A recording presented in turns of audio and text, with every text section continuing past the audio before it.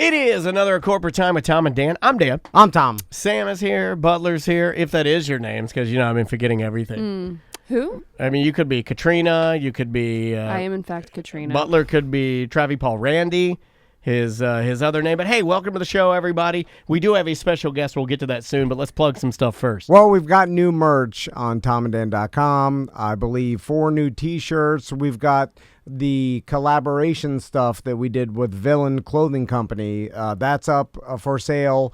We've got a new hat.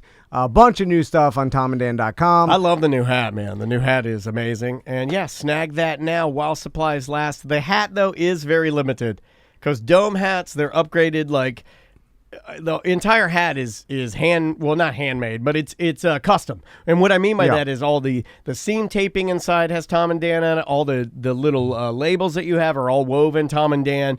It's fully custom, which is really, really cool. So we're not able to order as many of those as we would like. We need to send Tuttle a hammock. I feel like Tuttle is a hammockman. Yeah, and speaking of Tuttle, he's on the line with us right now. It is Tuttle live from the Hobo Fish Camp in Oak Hill, Florida. What's up, dude? Hey, what's up, guys? So, it's not cicada crazy anymore. I can actually do these monthly conversations with you guys outside now. It is a little I love it. Dreary out here today. I love it. Your audio quality is pristine as usual. Oh, yeah. I mean, I know. It makes Tom so mad. Like you are literally floating. It's like you're standing in a studio. You're floating in a trash river, and your audio is so clean, and it's so. I cannot tell you how pristine it is. For people just listening to the audio of this, people are like, "Oh, Tuttle must be in a studio. He must be sitting on the couch talking through one of your expensive mics." No, he's not. He's floating on a milk jug in a river. And, Tuttle, describe where you're sitting right now. I am sitting out on the Indian River, which is also called the Mosquito Lagoon. So it is a very, very windy place right now. And you can't even hear the wind with the audio setup that I have with you guys at the moment. Like I'm sitting outside. It's got to be a brisk 5 to 10 mile an hour breeze coming in. So, yeah. It's just unbelievable. Tuttle can do it. It's maddening to me now. It's maddening to me because the thing we're not talking about, because not all of you imbibe, but hey, it's perfect time for me to plug. This is all live on video, and you can watch it. You can watch Tuttle in perfect 1080p, like his video quality and audio quality from his tiny little phone. Do you have the newest phone, or are you working with an old? I got the iPhone 12 Pro. That's still a great phone, but it's not like he's working with the latest and greatest, right? And look at how good it is. Have you guys read anything about how the older generations love keeping their tech? Did you see where people that have like 3 and even 4G phones, they're not going to work anymore? And remember back when everything went digital and all the old people were like, "Oh my God, I'm not going to be able to get my local news anymore over the airwaves." Yeah. Well, the thing that bothers me is that you'll get a handful of people, Patrick, where they'll go, "Well, this is an iPhone 6. Everything works just fine." And I'm like, no, it doesn't. You're saying that, but it doesn't work just fine. It cannot. It works fine for you. Like it works. Whatever. Then that means that your level of fine is broken. Like what you consider fine is wrong.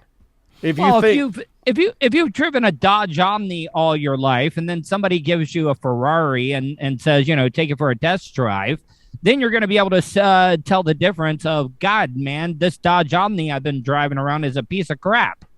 Yeah. I'm surprised, and maybe there is, and I just don't know about it. I'm surprised there's not a service or a company. Here, can you guys see the rich boats? A lot of rich a-holes. Cutting off time mid-sentence. So I'm surprised there's not a company that you can pay to have someone go to your grandparents' house or some old person that beat them up. Or your parents and teach them how to use. They have that. They do have that? Okay.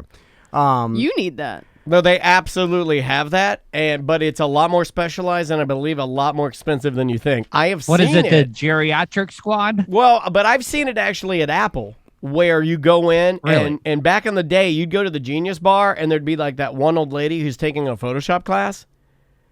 It was excruciating. It was excruciating. I'm just saying to teach like older people how to use their email or something, and maybe there's going to be a gap where Okay, follow me here. So we're still in the gap where they're Fall into the gap.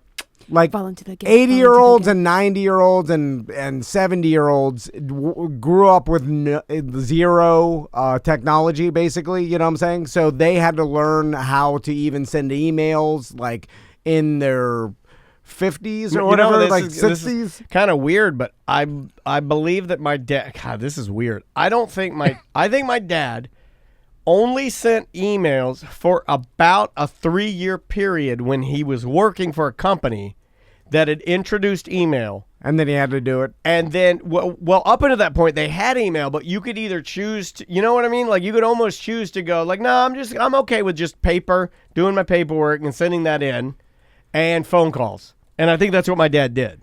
And always on the phone, my dad. Always on the phone. A chirper. King chirper, right? Did he learn how to use GPS on his phone, or it was probably Yes, he did have a GPS, like but it was only like a GPS to my father might as well have been a handgun. What I mean by that, only if you really need it. Only if you're like emergency. Okay, it's like we're being attacked, pull the handgun. It's like we don't know, we've exhausted all other thing. Our maps are wet. GPS, you know what I mean? Like that's what it was. GPS was an emergency thing. It wasn't like I can't function. Don't know where house is. Help me get back to my own house. That's what most people do now. Do you remember in the old movies where it'd be like the worst thing in the world if him and his wife and maybe the kids were out on vacation, and the worst thing in the world is if he had to stop and ask for direction. That was the cliche, but my father, he didn't want to do it. I remember when my dad, it was like there was this period in my brain, I could be way off on this, and normally with anything, well, you guys were just goofing on my memory. Like my memory is just horrible, and then I like marijuana, so I'm making it even more horrible. And naturally I have a bad memory, and I'm like, how can I make this worse? So it's like Frank Gore boxing. So, see, I just forgot my point. Perfect example of exactly what I was talking about. There you go. He did it! He did it! Big exclamation right on top of it. That's my fault. I threw you off. I tripped you up. How dare you? What about all the head injuries I've had on top of smoking marijuana? Like it's CTE on top of THC. So it's basically like I'm like Daniel. Like one little thing can squirrel me. You know how a dog will, or a cat will go after a squirrel? Yeah, you get squirreled. So it was 3 years that my dad would fire off a couple of emails, or they were trying to get him to do emails, and then it was like 1 year and then 2 years, and he's like thinking about retirement, and then he was like retired, no more, and then it was like they sent back the laptop. It was like at that point when my dad retired, he sent back all of his technology. He's like, well, I'm out of the game. It was like getting out of the military. They're like, you have to give back the uniform, the service revolver, the rifles, your helicopter. Like, and my dad was like, he had a cell phone though, right? Did he text at all? No. Okay. Yeah. I almost screamed F no. He didn't text. He would take photos of Maggie the dog, which I have. On his flip phone? On his flip phone. Yeah. And then he'd be like, come over here. I took the cutest picture of Maggie with her tongue out.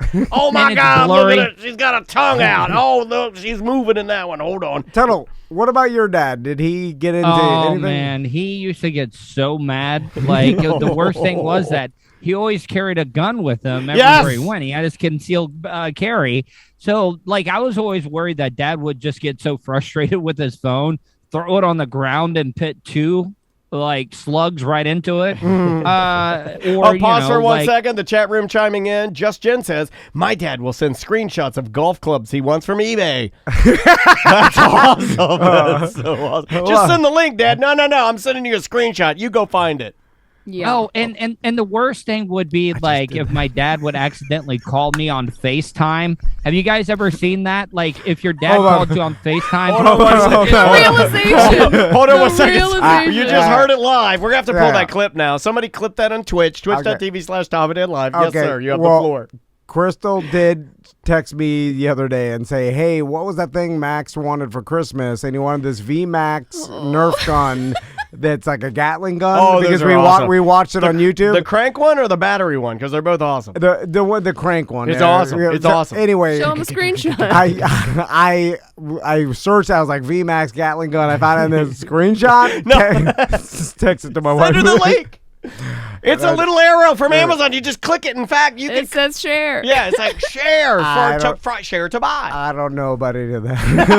I don't know about share. So go ahead, Tuttle. Oh man. Well, no, I was talking about my dad sometimes would accidentally FaceTime me, and then alls it would be the whole time is just a straight video shot right into his ear canal. You can see all the gray ear hair coming out of the ear and everything, and I'm just like, Dad, you're on FaceTime right now. You don't have to put the ear or just look at the phone. My mom couldn't do that either. You know what? It's weird because I don't know what it is with old men and like their frustration with technology because I have it. Oh, and I can feel it coming Well, for me. it's because it makes you feel dumb. Well, right? you can't. But So I then can you get learn angry. it though. If someone explained it, like Can you? Well, yeah, here's if the someone thing. sat me down and like, this is how you do it, I'm looking, I'm like, oh, he I can can do do it. it. It's not impossible. He's fixed things in there before. I'm mad at it. But it takes an. He gets locked out of his Facebook daily. But it takes a really long time. There's been a couple times where like you've been here and I'm editing a video, and sometimes the videos I'll get stuck in the weeds or something bad, and you'll work for like 2 hours. He'll come out and he's like, "Well, recovered my password." I'm like, "Oh my god," But I'm not immune to it either. I was very naive in thinking that I would be immune to it, and I've always been into tech. Tuttle and I used to stand in line for iPhones, and we're in that world. We enjoy that sort of stuff. But you run out of time, and then it starts compounding, and then it starts moving so fast. And I'm even having it where like Maisie will say something like, "I got to figure this out. I got to read. I got to watch a video about it." You should have seen me try to buy, or I eventually did it, but cryptocurrency, I almost divorced my wife. I'm not joking because I got so mad, and I was yelling. She was yelling at me, "Just stop it! You're embarrassing. You don't know what you're doing. Yeah, you know what you're doing. Don't do it." And then I was like, "I need help." Life alert. And then she didn't want to do it because she's like, "I don't care. I don't want to do with any of that." And then I was like, "I'll do it myself." And then, so you were forcing her to help you figure it out? Well, no, I do that with Andrea. She was where yelling. She's like, "I'm not going to help you. I don't want to do it." I'll do it with video games where I'm like, I don't know how to beat this level. I don't know where to find the energy pellets. And my wife will be like, "Do you want me to look it up?" And I'm like, "This is what old people do with video games. And we're not doing that. We're not going to become that." So, Tuttle, I want to ask you about the Tuttle family Christmas and traditions. Well, I mean, it's gonna just be me and my mom, but Thanks for bringing it up, Tom. I'm talking. Go ahead. Sorry. I'm just. I'm goes talking right about for the jugular. This guy. Doesn't he? Yeah, I'm talking about when you were a kid and what that was about, and like I want to know the Tuttle family traditions as far as a bunch of my friends in Miami. I think this is like a Hispanic thing. They always did their present opening at midnight. Like on Christmas Eve or whatever. Yeah, that was like that was that the thing. when Daddy Yankee comes? I don't know. A lot of my friends would open Mr. their 305. They would open their presents on midnight, and that was like their tradition or whatever. And then everybody's got a different thing. Some people creep have down the stairs No and look, and bedtimes there. pit bulls sliding something under the tree. Some people have like huge Christmas dinners and then there's a church element. Like a lot of my friends had to go to. I did. Wait a minute. Forgetting about things, didn't you start off with Thanksgiving and now we're on Christmas here, Tom? Like you asked me what my Thanksgiving. I don't think Thanksgiving, in my world, Thanksgiving really doesn't count. It is just a meal. Like to me, it's a big meal. Yeah. Okay. So, but I mean, it doesn't Thanksgiving, the holiday season start with Thanksgiving though. I started with Halloween now. It's like the kickoff of Christmas, right? Like that's the big deal. Yeah. Although more people are starting earlier. My neighbors down the street, they put up their lights 2 weeks ago. Yeah, Daniel, half my neighborhood's already decorated. Daniel put up his Christmas tree in June. No, it was September. But that was only because of my memory. I was like, when do we put this Christmas up? yet? I was like, I don't know. Just put it up. Well, I mean, starting out for Thanksgiving with us is that it's funny that you bring that up. Every, I think 4 years, my birthday falls on Thanksgiving Day. So I remember it happened when I was turning 13 was on Thanksgiving Day. And that was the day that my dad taught me that we only eat what we kill. And if you don't kill anything, you don't get to eat on Thanksgiving. No, hold on. Would always Is that really God. Oh, but Yeah, I'm being dead ass serious. At 13, it's like if you want to eat, you gotta kill. Well, why'd it if you change at want to eat. 13? well, where were That's you? when you become a man. That's When when you we're start man. getting. Just you weren't get living the out- Winn-Dixie ham. That's when you get the My sprouts on birthday your. happened to fall on Thanksgiving. So what I'm trying to say is it was a vital life lesson in my life because I was just turning into a teenager on Thanksgiving Day. And my dad woke me up early that morning because my mom always reminds me I was born at 2:34 a.m. after about 32 hours of labor because of my big, humongous head. That my dad is still mad at me about this until he died. That I ruined downstairs for him. All right. Oh my God. And You had one I job. know, You had one job, Patrick. Just don't stretch it out. so Yeah. your dad wanted you to do what now? Kill your own turkey? He gave me a very archaic type machete because we had this Rusted. turkey Rusty, yeah. named Harvey. That Harvey, he became so I don't know. He trusted us so much. The funniest thing that we would give for entertainment is to feed spaghetti to our turkey, Harvey. You haven't lived until you've seen a turkey eat spaghetti and marinara sauce. Now I want to Like, do this. Is there anybody that has a turkey that Hold we on. can feed spaghetti and marinara to? I'll make the You marinara. think I'm making things No, up? I know you're not making it up because I've I don't heard know. you I mean, reference this Harvey is before. insane. I'd also like to point out Oh, that this is a very common thing because Juan, our Twitch manager, we love Juan. Yeah. He's in there today. He says, my abuelo did that to me with a lechon when I was 13. I had to go kill the pig. Apparently, this is a thing. I say we do In it with Florida, you do it with the it's band either- boys. it's either- When They turn don't even 30 eat meat. No, but So- make so- them Tom, kill a would you- squash. Pull the Tom, squash. would you do this with your sons? Oh, Or no, would they- Donald, what are you? No. They're vegetarian. They can't. I'm not even joking. Oh. They're so Soft. soft, Yeah. Tuttle. I mean, it's So they couldn't kill if they needed to eat? No child no. we have could kill if they needed to I don't eat. know. I'm I not think even Maisie joking. could. If you Maybe. I if don't you know. put Tommy in a pen with a full Florida wild turkey, A boar? I- A boar? no, a boar. Forget it. Wow, Like a everybody. big an adult turkey. I don't know. I mean, I'd put Tommy's chance spaghetti-eating 50-50. Like a maybe. Tommy versus the spaghetti eating Like, turkey. maybe with his spindly bird legs, he could kick the Or turkey's maybe the neck. turkey would be like, "You're like me. But we both have spindly I bird don't- legs." I mean, Tommy's only chance if it starts raining, turkey look up drones. oh yeah, then he like That's what wins I by heard. default. I Yeah. love it. So hold on. But so, no, okay. Harvey, our turkey would eat spaghetti, and like every once in a while he'd find a meatball, and that to see him kind of choke down a meatball while eating spaghetti, it's crazy because the spaghetti would wrap around his head, it would cover his eyes up, and he would like slurp it up like stereotypical wise until he could see again. And I had to where'd go you out live? and kill Harvey. Hold on. with the machete. Go back. Are Go you, back. Is he still got the marinara stains all over his beak and everything? Are you? Are you out? Where are you, Tuttle? Like, where'd you live? We're in the back 5 acres But what city? Of this Oak Hill? in still? DeLeon Springs. Oh, DeLeon Springs. DeLeon Oh, Springs. Yeah, DeLeon Springs. So you had The nightmare before DeLand. you had some property,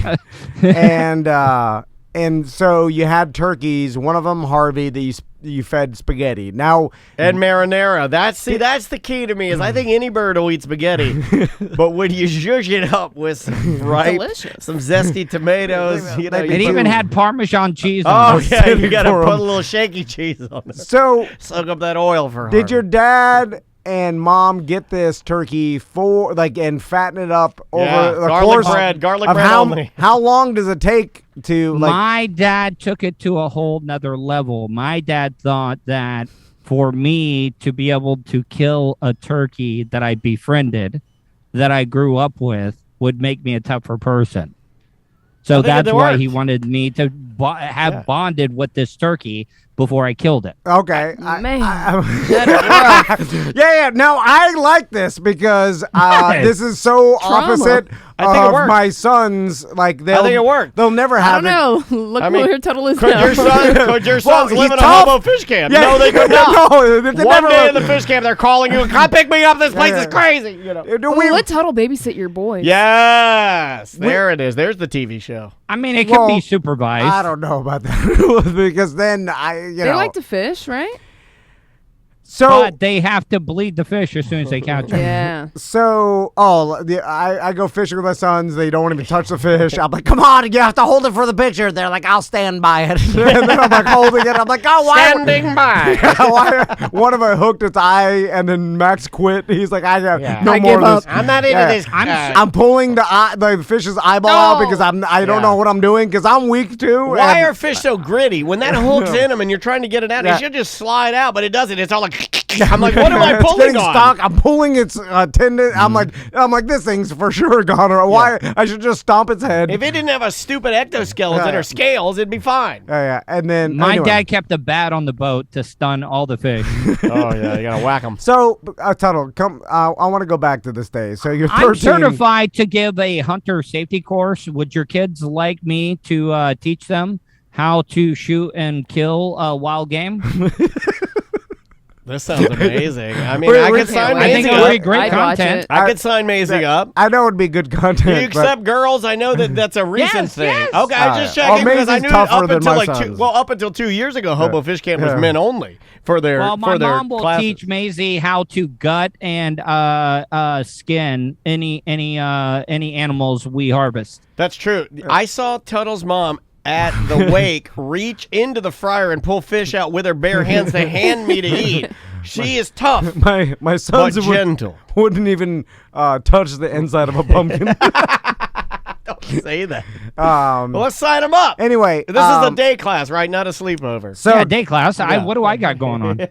Tuttle, back to the morning They don't of care if I smoke Thanksgiving. weed in front of them, do they? Oh, stop. No, that's They fun. see that all the time. All right, so you wake up. It's Thanksgiving morning at Tuttle Land. So yeah, and then your dad hands you a machete. Did he warn you that this was going to be the day? I've been telling my sons that we will do a ritual. This is a long con What the where hell? at 10 years I don't old know I what have he's to doing. bite my skin tag off. I have it under my armpit. Oh, you're still doing that one? Yeah, but they don't believe me. But I say, I'm like, you just wait. Wait Tommy a said- minute. I'm called Mr. 90 stunt guy, and you're wanting to bite off Oh, a no. skin tag in He's your full armpit 90s now. for your Yeah. He's kids. gone back to the 90s. No, but they Yeah. won't. I mean, it won't. I'm just trying to trick them into thinking. They don't believe you, so it's not working. I know.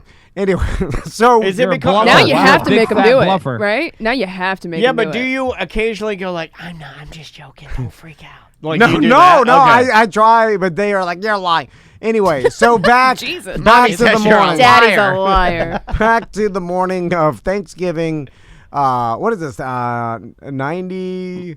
That's like, I mean, 12 into 13. I was born in 79.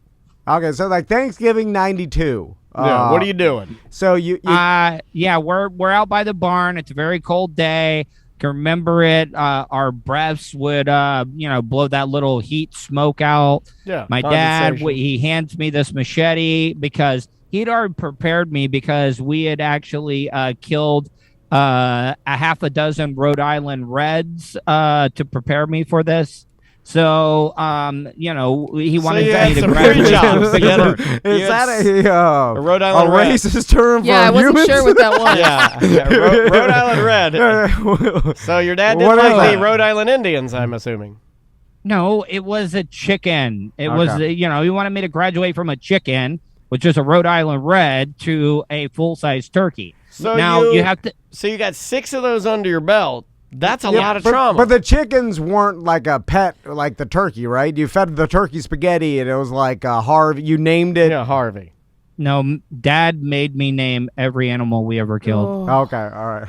Did you wring the chicken's neck? I Was it want that you to scenario? stare into their eyes, and I want you to see the power that you're wielding in your hand. I want you to know what it's like to sever that artery. So, did you want to do it, like because you wanted to? Did like, I have a choice? well- Because my dad would look at me and call me a pussy Okay. right to my face. Yeah. All right. all right. Would you want that, Tom? You got 2 choices: you either that kill Harvey or you ain't no son of mine. That's it. Yeah, because my sons do want to impress me, but I don't know to what length they'll go to. You know what I'm saying? I Put think- your hand in the pumpkin. I can't do it, Dad. Do it. Yeah. Do it. Like, you're So- not willing so- to force them. So right? did you? How did it work as far as Harvey? Is it like did he? Well, did I was you, hesitant with the first swing, and I only took off about the first quarter of the neck and the little gobble. So Harvey was running around the pen, in shock, like, "You're my best friend. How the hell can you do this to me?" My dad's like, "You've already started. You have to put him out of his misery." And I just baseball styled swang with both hands and decapitated him like it was Highlander. All right. Yeah, it's very much episode 1 Game of Thrones, right? Like, what are you gonna do with this guy? King Eddard, how is he? Is he just king? Is he forceful? Is he strong? Was it the right thing to do for me? Apparently not. But what I'm trying to say is that it's experiences. It's all about experiences. Well, there is something to learn. This is how animals are killed. I mean, in factories, it's done essentially with reckless abandonment. They don't get spaghetti on a conveyor belt. I mean, so it's like that's an excellent point, Sam. So if you eat meat, animals are killed by decapitation, and it's like a lot of times it's a bolts or things like and then on farms is how it's done. So like, it sounds traumatizing, but how'd you feel after? Were you traumatized? A little bit. I had dreams of headless white chickens running around with blood-stained feathers. But do you have a certain level of appreciation? Do you have a certain level of appreciation now, though, when you do eat animal products because you actually know their worth and, like, the energy exchange there, for lack of a better term, instead of just, like, walking in and being like, I get chicken, it just falls from the sky. I mean, like, there is a price to pay, right? There is something. There is a life that's ending. And you're getting that nutrients to continue yours. So there is something going on here. There is a contract. It sounds barbaric, but anybody who eats meat, an animal was killed in most likely a barbaric fashion. Because like you talk not about, usually by a child. But there are these guys like Juan. And I'm going to put Juan in a listing of people that maybe not that savory to certain people, but I do think that these three people have appreciation for animals. Juan, Ted Nugent, Joe Rogan, like people Hunters. These hunter people, you can say what you will, you may not like their politics or what they have to say, but the one thing that I think all three of them have in common is an appreciation for the animal that dies to serve your food, right? Yeah. There is something there. Most people don't care about that. They don't even want to look at it because it's like, sorry, Juan, I didn't mean to put you in that list. But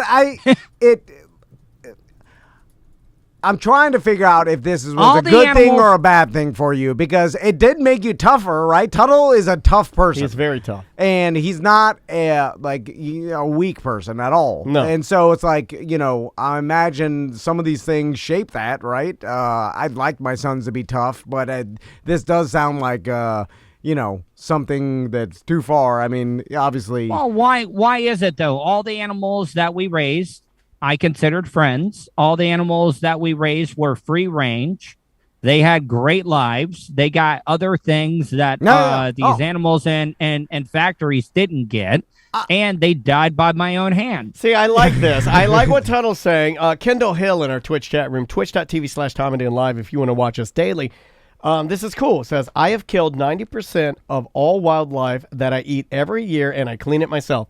Now, I think that's pretty awesome. Personally, I look at that and I go, man, that is something that I wish I could say I did, because there's a lot of education there, knowledge. There's a lot of biology there.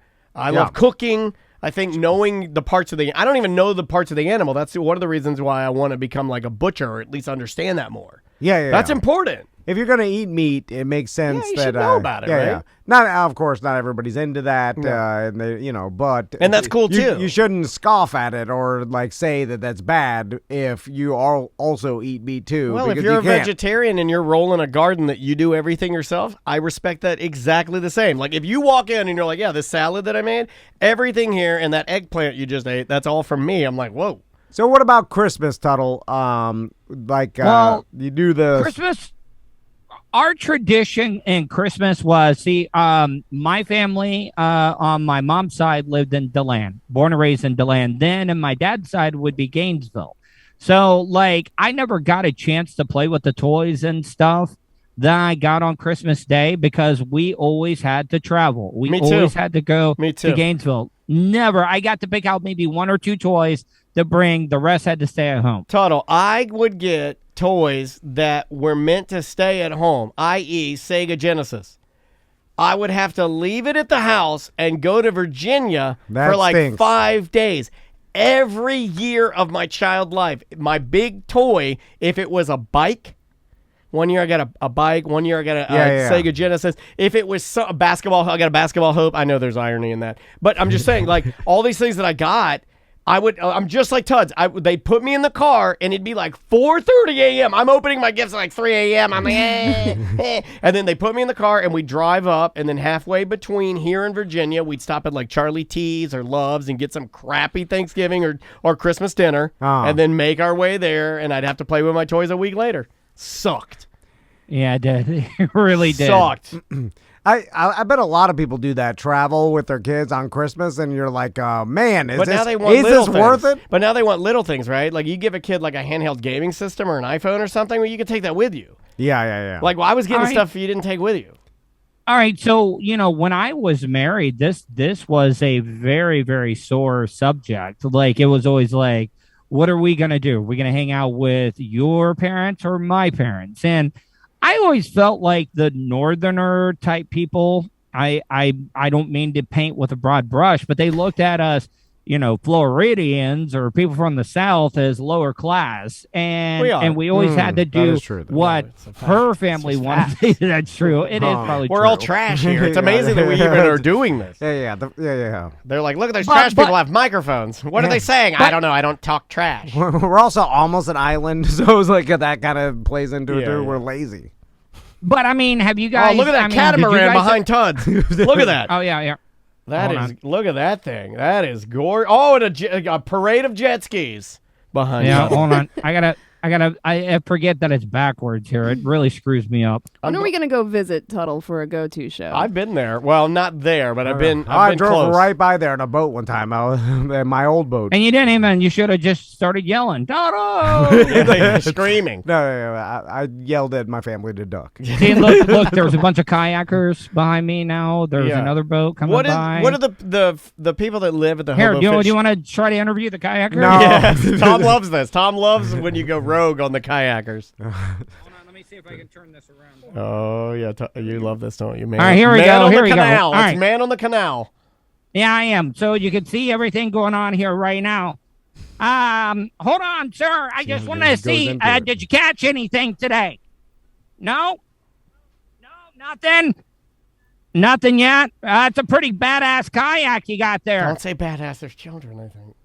Oh, I mean, no, but look, and then, why are you letting this guy beat you, man? Come on. You got to go faster. Don't let the old man beat you. I hope he paddles to the shore. I hope he has a gun. Come on, you got him. Let's bet. All right. Do you want to put some bets down? I know you're a betting man. I guarantee you the white kayak can catch the green kayak before the end What of are the we doing? walk. What is this? Here we go. Let's go. This is Come what on, he falls I got into. $5 on you. I got 5. Okay, Todd.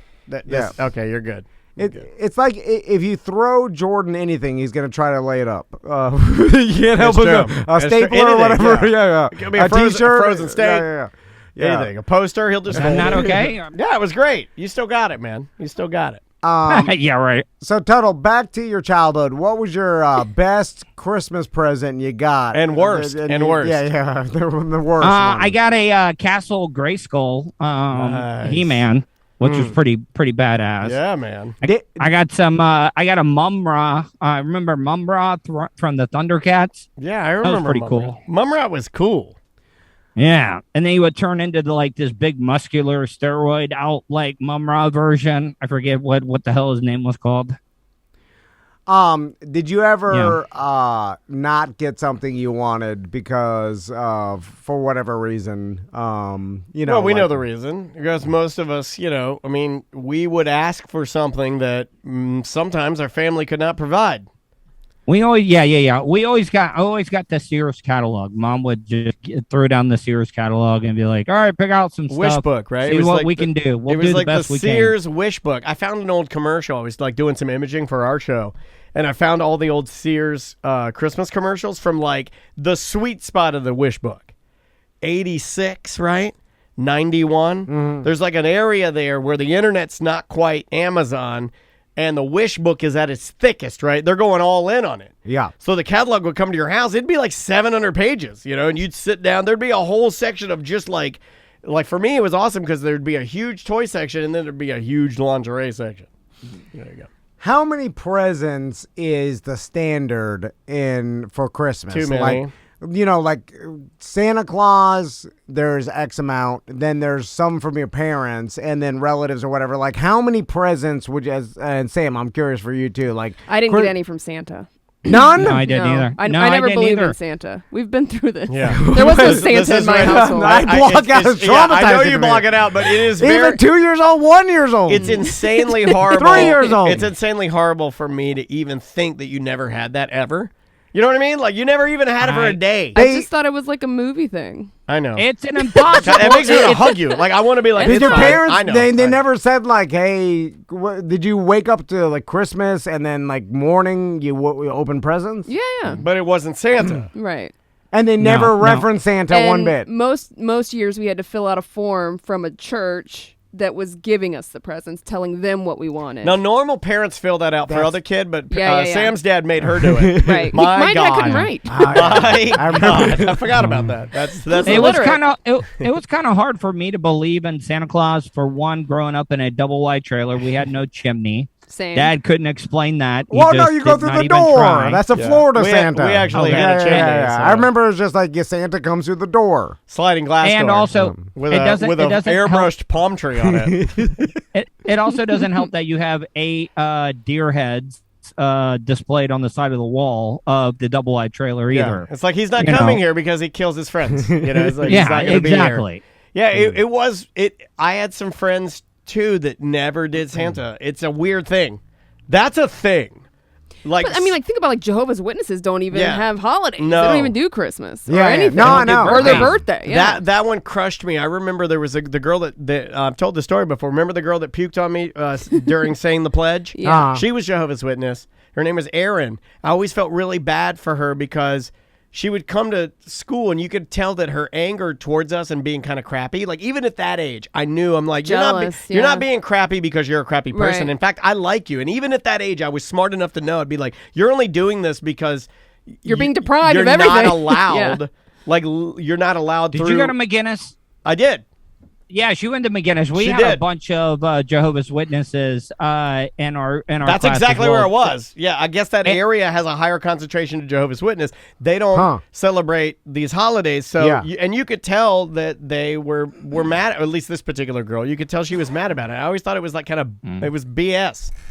By the way, I got a phone call coming in, so that's probably why you can't see me, but That's you fine. can still hear me. The most important thing, though, to me, or the weirdest. It's like, Is that your Tinder profile hey, pic? it's Patrick here with your Spectrum internet alert. I'm your Uber driver. No, it's probably the medical bills from when I tried to kill myself when I was in the Oh crazy God! hospital for like Why'd 11 you bring days. it up? Very, Why'd you very bring it good. Because up? I've never paid any of those bills. You realize the day that I Oh was my getting God. out of the institution, they wanted me to say, hey, do you have an ATM card or anything with you? I was like, no, you guys took every bit of my material possessions away from me. So how the hell do I have an ATM? They wanted me to pay like $400 or $500 for putting me through pure hell for 11 days. And I just was like, I ain't got it.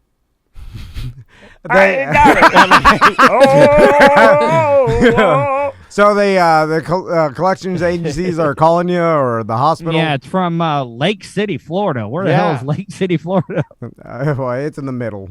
From the Twitch chat room, this is Juan chiming in. He says Jehovah's Witness is brutal. They believe only 144,000 people go to heaven, so they're all trying to be better than each other to make the list. Yes. What are the odds that it'd be 144,000, which is another magic Tom and Dan number? Because in our world, you buy a cabana for $144 and you eat all the crab legs.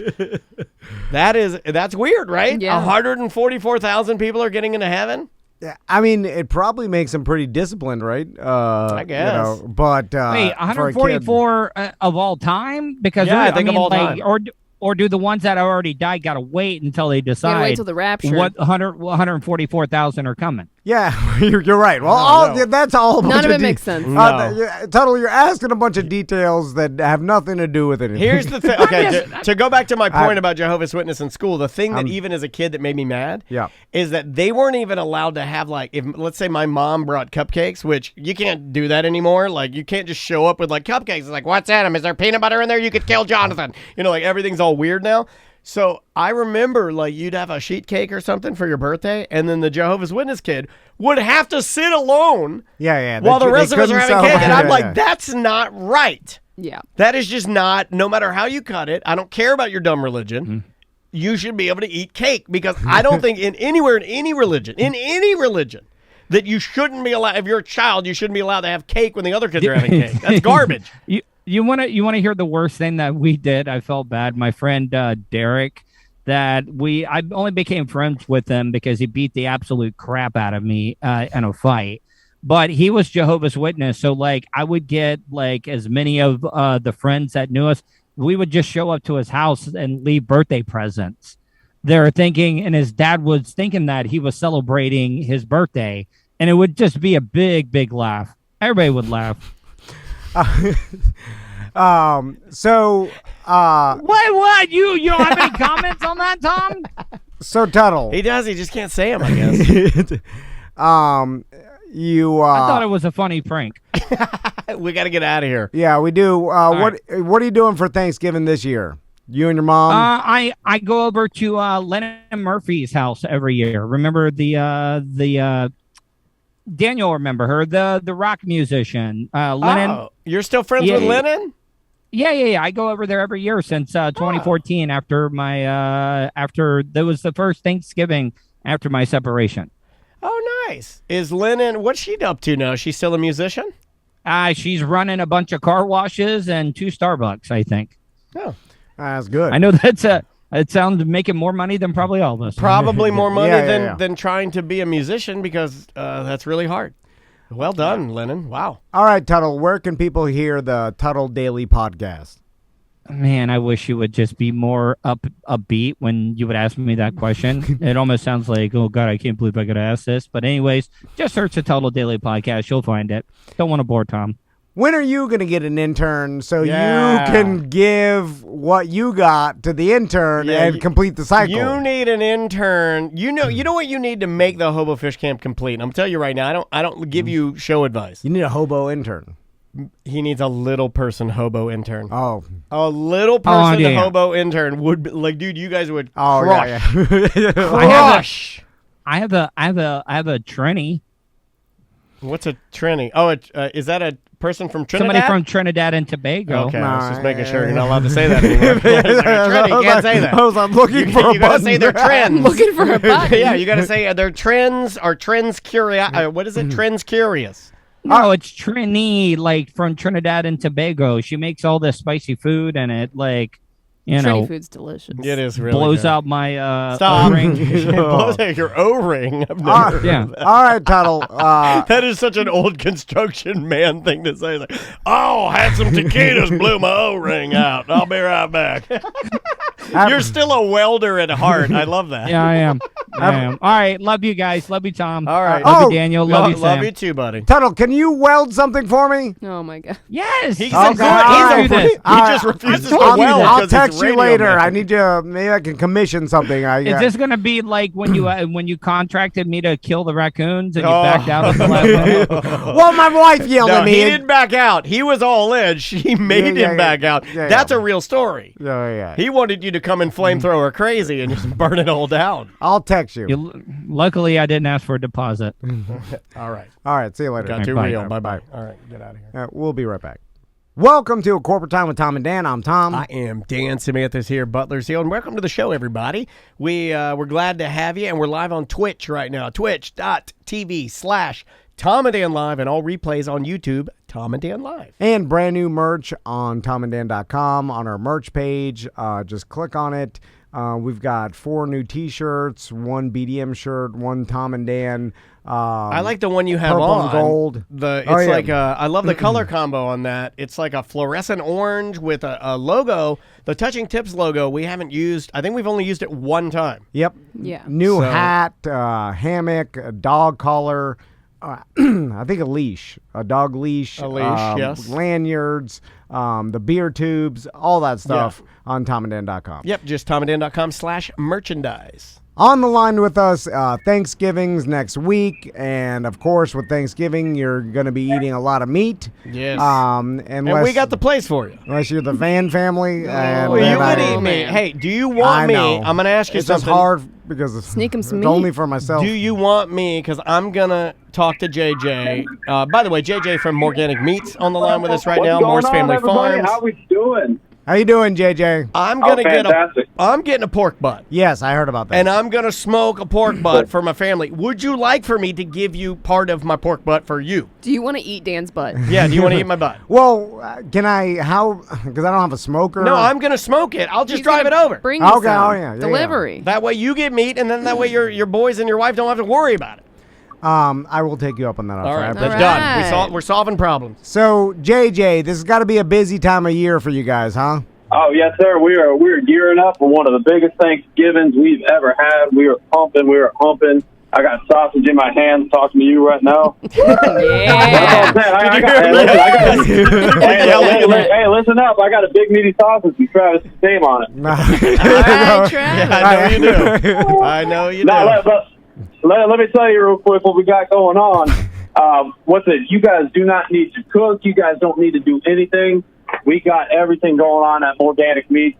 We are making sides, smoking turkeys, roasting turkeys. We got country cured ham.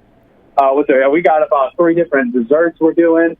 We are doing the whole spread, or you can buy a whole dinner. We're doing a Thanksgiving dinner, $150, and that is coming with sweet potatoes, mashed potatoes, stuffing, green beans, a spiralized ham, and a gravy and an apple pie. 150 feeds a family of 5. And again, you got to do no work. You just got to hand me money. And I'm That's good, man. Dude, Yeah. that's what I need to do. Especially since the quality of what you're getting is so good. Oh, you're grinding it Oh, up. 100%. Just killed something. There it goes. Yeah, because Let me tell you what I got going on today. We've got actually one of your guys' listeners, Alex Shoemate. He ordered a 40-pound pig, so we're prepping that for him right now. He's going to roast that in a China box. Then we got, another guy we're doing a 75-pound pig for that they're going to roast for Thanksgiving. But, Thanksgiving's not all about just turkey and hams. I got brisket, standing rib roast. We do it all, baby. Now, wait a minute. You said something that is a... 75-pound pig. Yeah, that's me. I put an apple in your mouth, you'll be all set. I didn't know I was on site. Just please take my flat brim off before you stick me in there. Because don't worry, I got you. Yeah, give the hat back to Andrea. But here, one of the things he mentioned country ham. Are you familiar with country hams, Tom? Is it different than regular ham? Cured ham. Yeah. Do you guys have those? Yeah, so I have a cured spiralized ham, so it's going to be similar to like a honey ham as what it looks like. Now, coming down the pipe, I am working on those 100-day aged country hams that are like dried on the outside. You peel those things off. That's like a miracle in your mouth, man. Yeah, it's so smoked and so salty. It's like barn bacon or something. It's amazing. Yeah. Again, Organic Meats in Lake Mary. Also, they're out at the farmers market, the Lake Mary's Farmers Market. Now, I want to remind everybody, all of Organic Meats, or a lot of it, comes from the Morris Family Farms. Mm-hmm. And when it comes, how big can you get a pig? Like you said, 75 pounds, and I thought that was pretty. I'm huge, 157 right now, as I said. Well, the ones we're running through the shop that you're doing all your retail cuts off of, those are anywhere between 160 to 300 pounds, and those are the big boys. But then we got I think we talked about him last time. A big breeder. His name is Bruce. He's got balls about the size of your head. He is about 1,000 pounds. Oh my God! Oh my God. 1,000 pounds? With big fat balls. How tall is Dan? 5'2". Dan's okay. Yeah, you're a little taller than Bruce. I'm a little taller than Bruce, the What? 1,000-pound You're a pig. little taller than Bruce. I bet my balls are bigger, though. And I'll tell you what, I was telling Travis, I've got tickets for you guys, for our Pig on the Pasture event actually happening this weekend. So Saturday, if anyone listening doesn't have anything to do this Saturday, we are roasting a whole pig on our farm. Going to have live music, family event, drinks, sides. And I'll tell you what, I'll take you up on that offer. You can go get in the pen with Bruce. And, you can compare sizes. Yeah, let's do it. So, We got have a little mud wrestling. what kind of Twitch pig them. is that? Like, that's leads me to a question of like like a the best. Are there Standard flat brim punk rock pig. a particular kind of pig that is the best for eating? That's a good question. Yeah. Yes, so we do, we raise Duroc Berkshire crossbreed. And those are two of your oldest heritage hogs that you've got with it pretty much. And those give you a nice dark red pork, but also the flavor on them is just absolutely insane.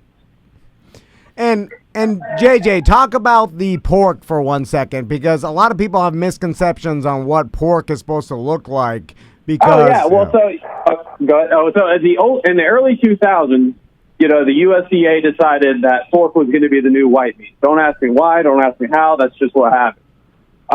But what happens is Smithfield Farms, which is owned by the People's Republic of China, they have pigs born in America, ship them to China, ship them back, and what ends up happening is, they inject them with so many hormones, so many steroids, antibiotics, and then when they get the pork here, they bleach it, clean it, put it out, and that's what makes your pork almost white, almost opaque.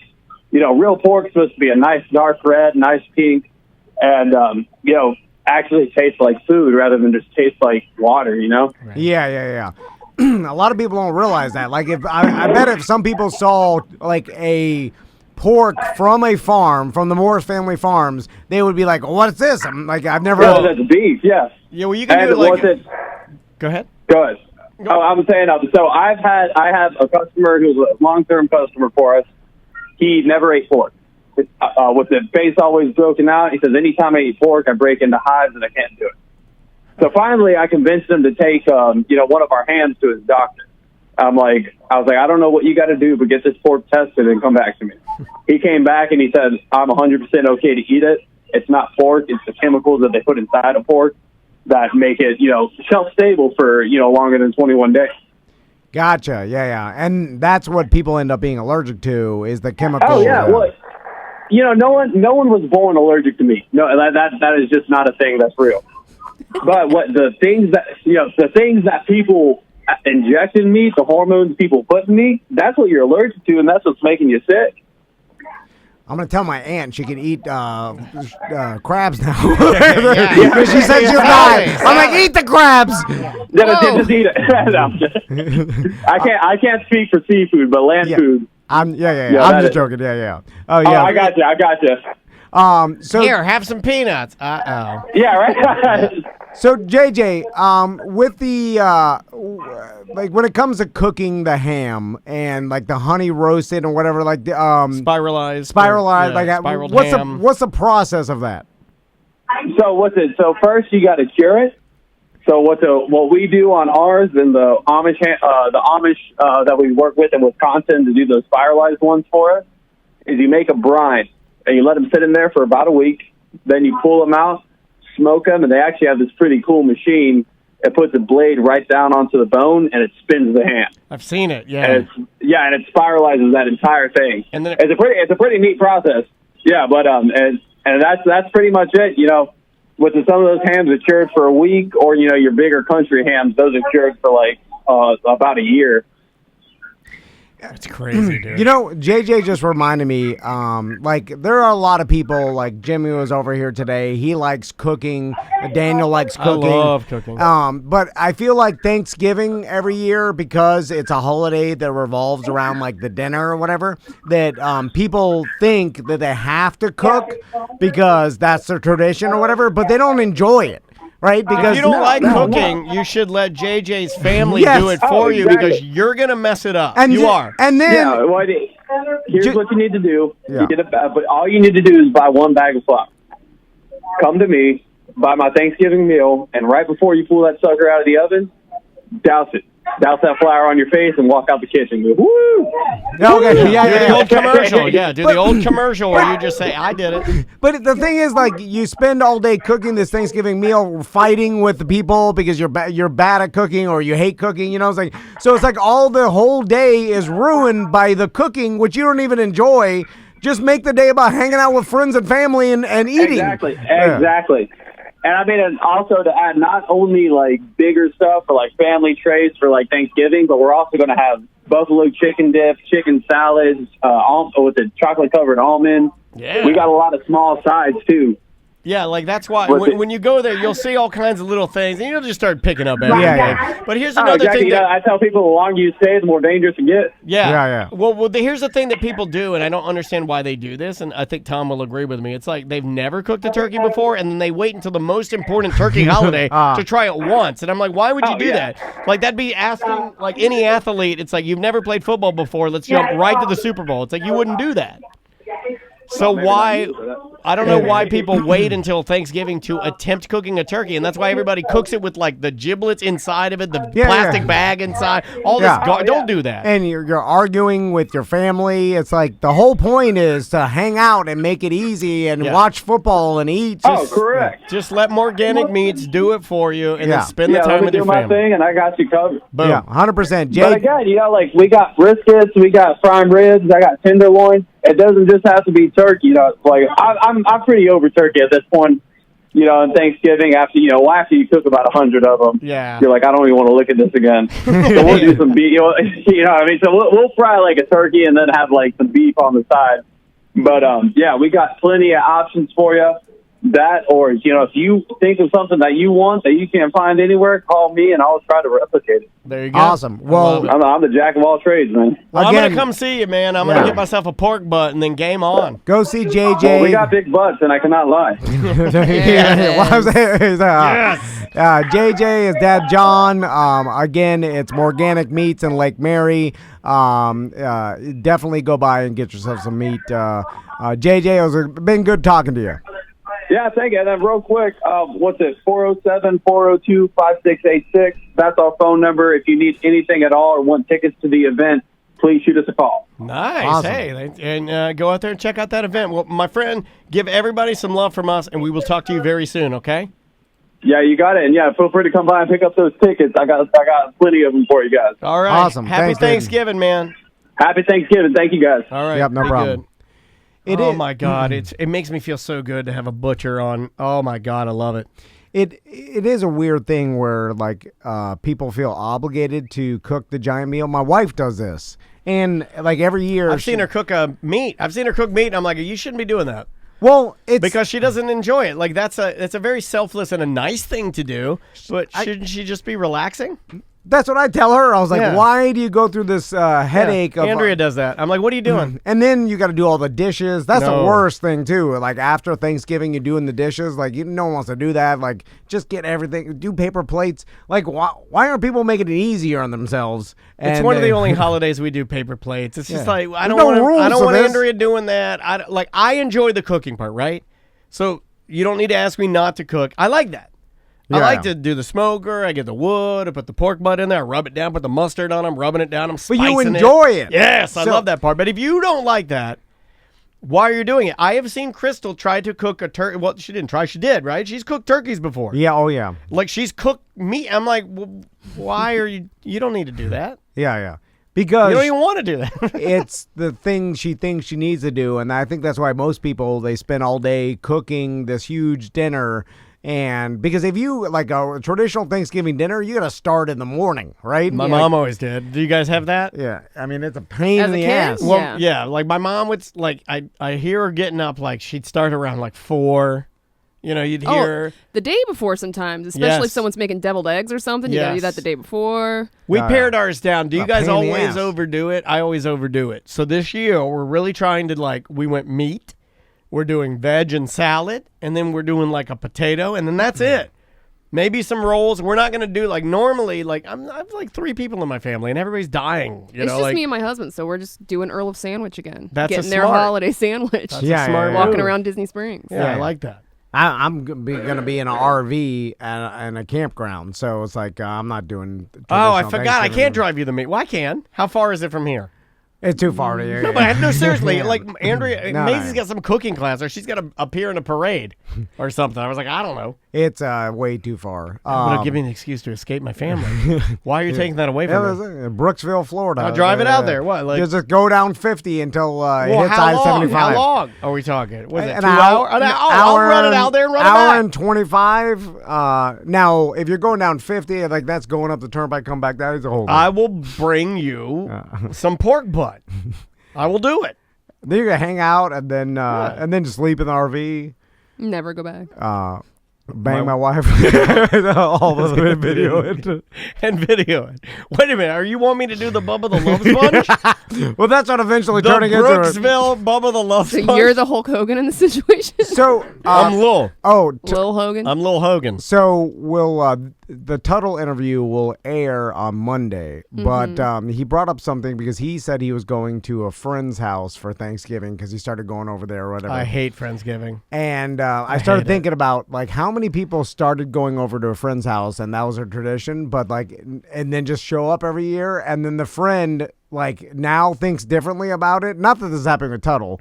It could be, but Why are you ruining his holiday, I'm man? just He saying, doesn't have a lot of family. like after like 9 years, You're of sick it, of hosting it. Yeah. Or for your like friends. you think Lennon is like, oh my God, this guy again. I did it once when he was just getting his divorce. Right. Because To help him out. I'll tell you this: the Thanksgiving invite. Your wife's the worst about this, dude. She's an I know, open. she's but no one like- ever takes it up. But she's always like, come on, anyone, homeless, But if you're people out of with town diseases. every year, then when do you... well, It's the impossible task. well, That's why they love each other. There was a while when the kids were too young. We were doing it at the house, gotcha. and like we weren't going to Brooksville and every year. So now the kids are, we You don't want we to take go a baby earlier. out there.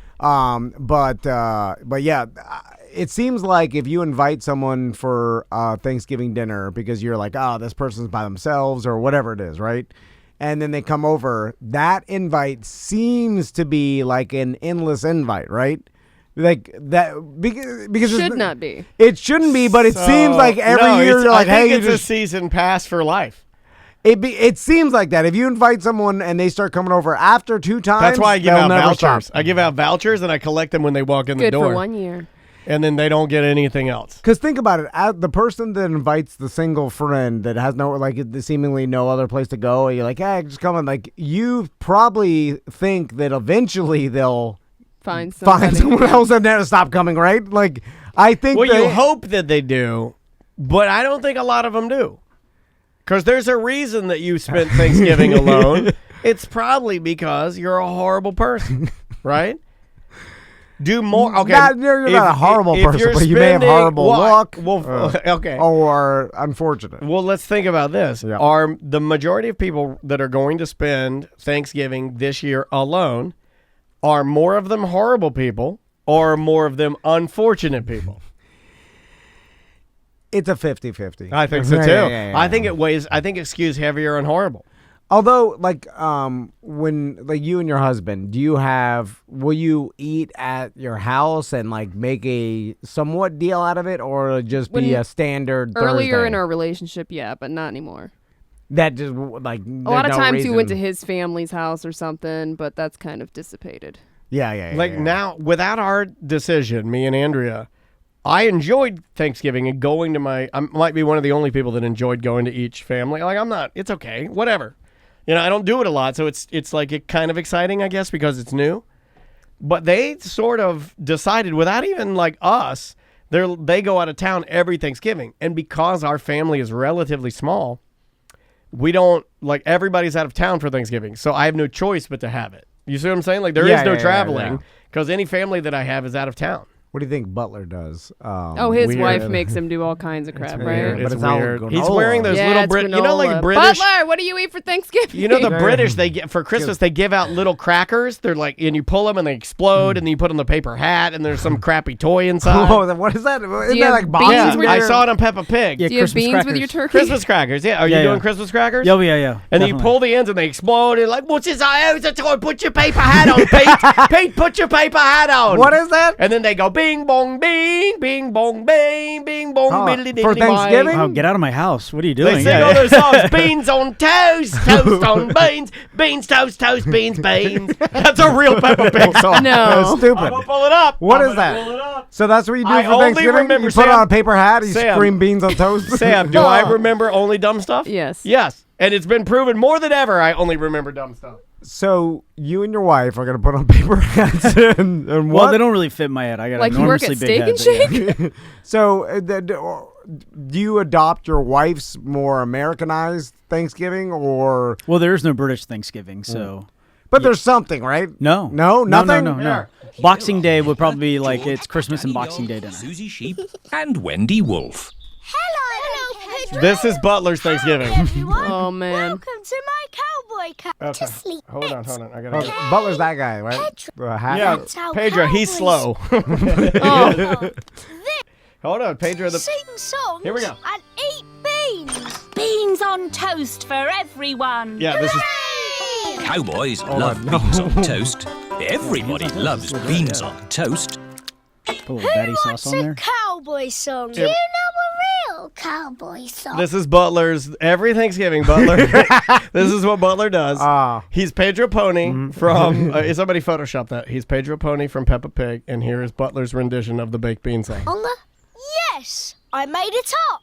And it goes like this. Just like Butler, he lies. I'm a brave cowboy and I'm eating my beans with a bing and a bong and a boo. Baked beans bang, baked beans boo, baked beans bingly bongly bang. Baked beans bang, baked beans boo, baked beans bingly bongly bang. Nonsense. There you go. That's what the Brits do for Thanksgiving. So, what are you doing for Thanksgiving? I'm flying to Oregon this year, so Ah, I'm going to see my yes. father-in-law. Yeah, so we're And go to gonna- some strip clubs where they still got bush. Oh, yeah.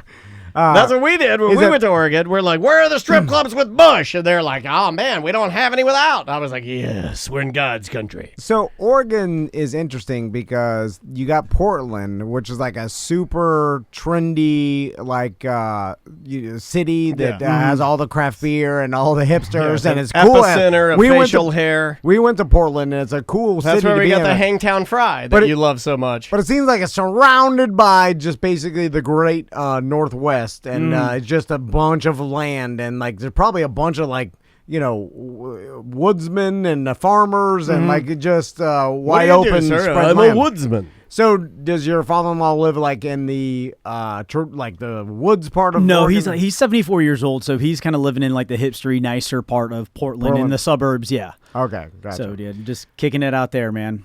That'll be fun. Do you Yeah. do traditional Thanksgiving dinner and all We that? have in the past, but my brother-in-law, who was graduated from the Culinary Institute of America in New York City, he's cooked up some crazy Thanksgivings in the past. We've done a seafood Thanksgiving in the past. We've done all whatever. He And kinda we throws a lot finish in. off with nitrogen ice cream. Yeah. You know what? Yeah, I love Portland was the place that me and Hangtown Fry. me and Daniel went. To To a breakfast place. Podunk, Florida. And it was some stupid Floridians, name. It was like the Slightly Awake Rooster Yeah, yeah. Cafe. where I couldn't understand any of the breakfast items, and I got what I Hangtown thought Fry. Didn't you get something with oysters? Yeah. It was called Yeah. a Hangtown Fry. Yeah. And the story of the Hangtown Fry is that it was the most expensive thing that you would order back in the day. Oysters are very hard to come by. So if you got those, that meant they were on a wagon. They had to like trek it through the wilderness to get to you and keep it cold on ice. And ice was expensive. That's not just like ice now. If you had ice back in the day and you were a cowboy, you were rich. Guess what? It was 2017. Ice is abundant. Yeah. I didn't need no stinking oysters. And It was mixed horrible. Mixed into my eggy bakey. Worst. It was literally one of the worst breakfasts I've ever had in my I life. had to pick it out, I'm not a baby. I just wasn't in the mood. I was hungover for oyster I eggs. probably tried to defend it in some way, like, it's fine. I was trying to feel my hipsterness, but no. Now that I've been able to like let it gestate in my brain a little while. I'm disgusted and horrified by it. So Thanksgiving is one of it seems like the only holiday you can get a pass for doing any of your own traditions.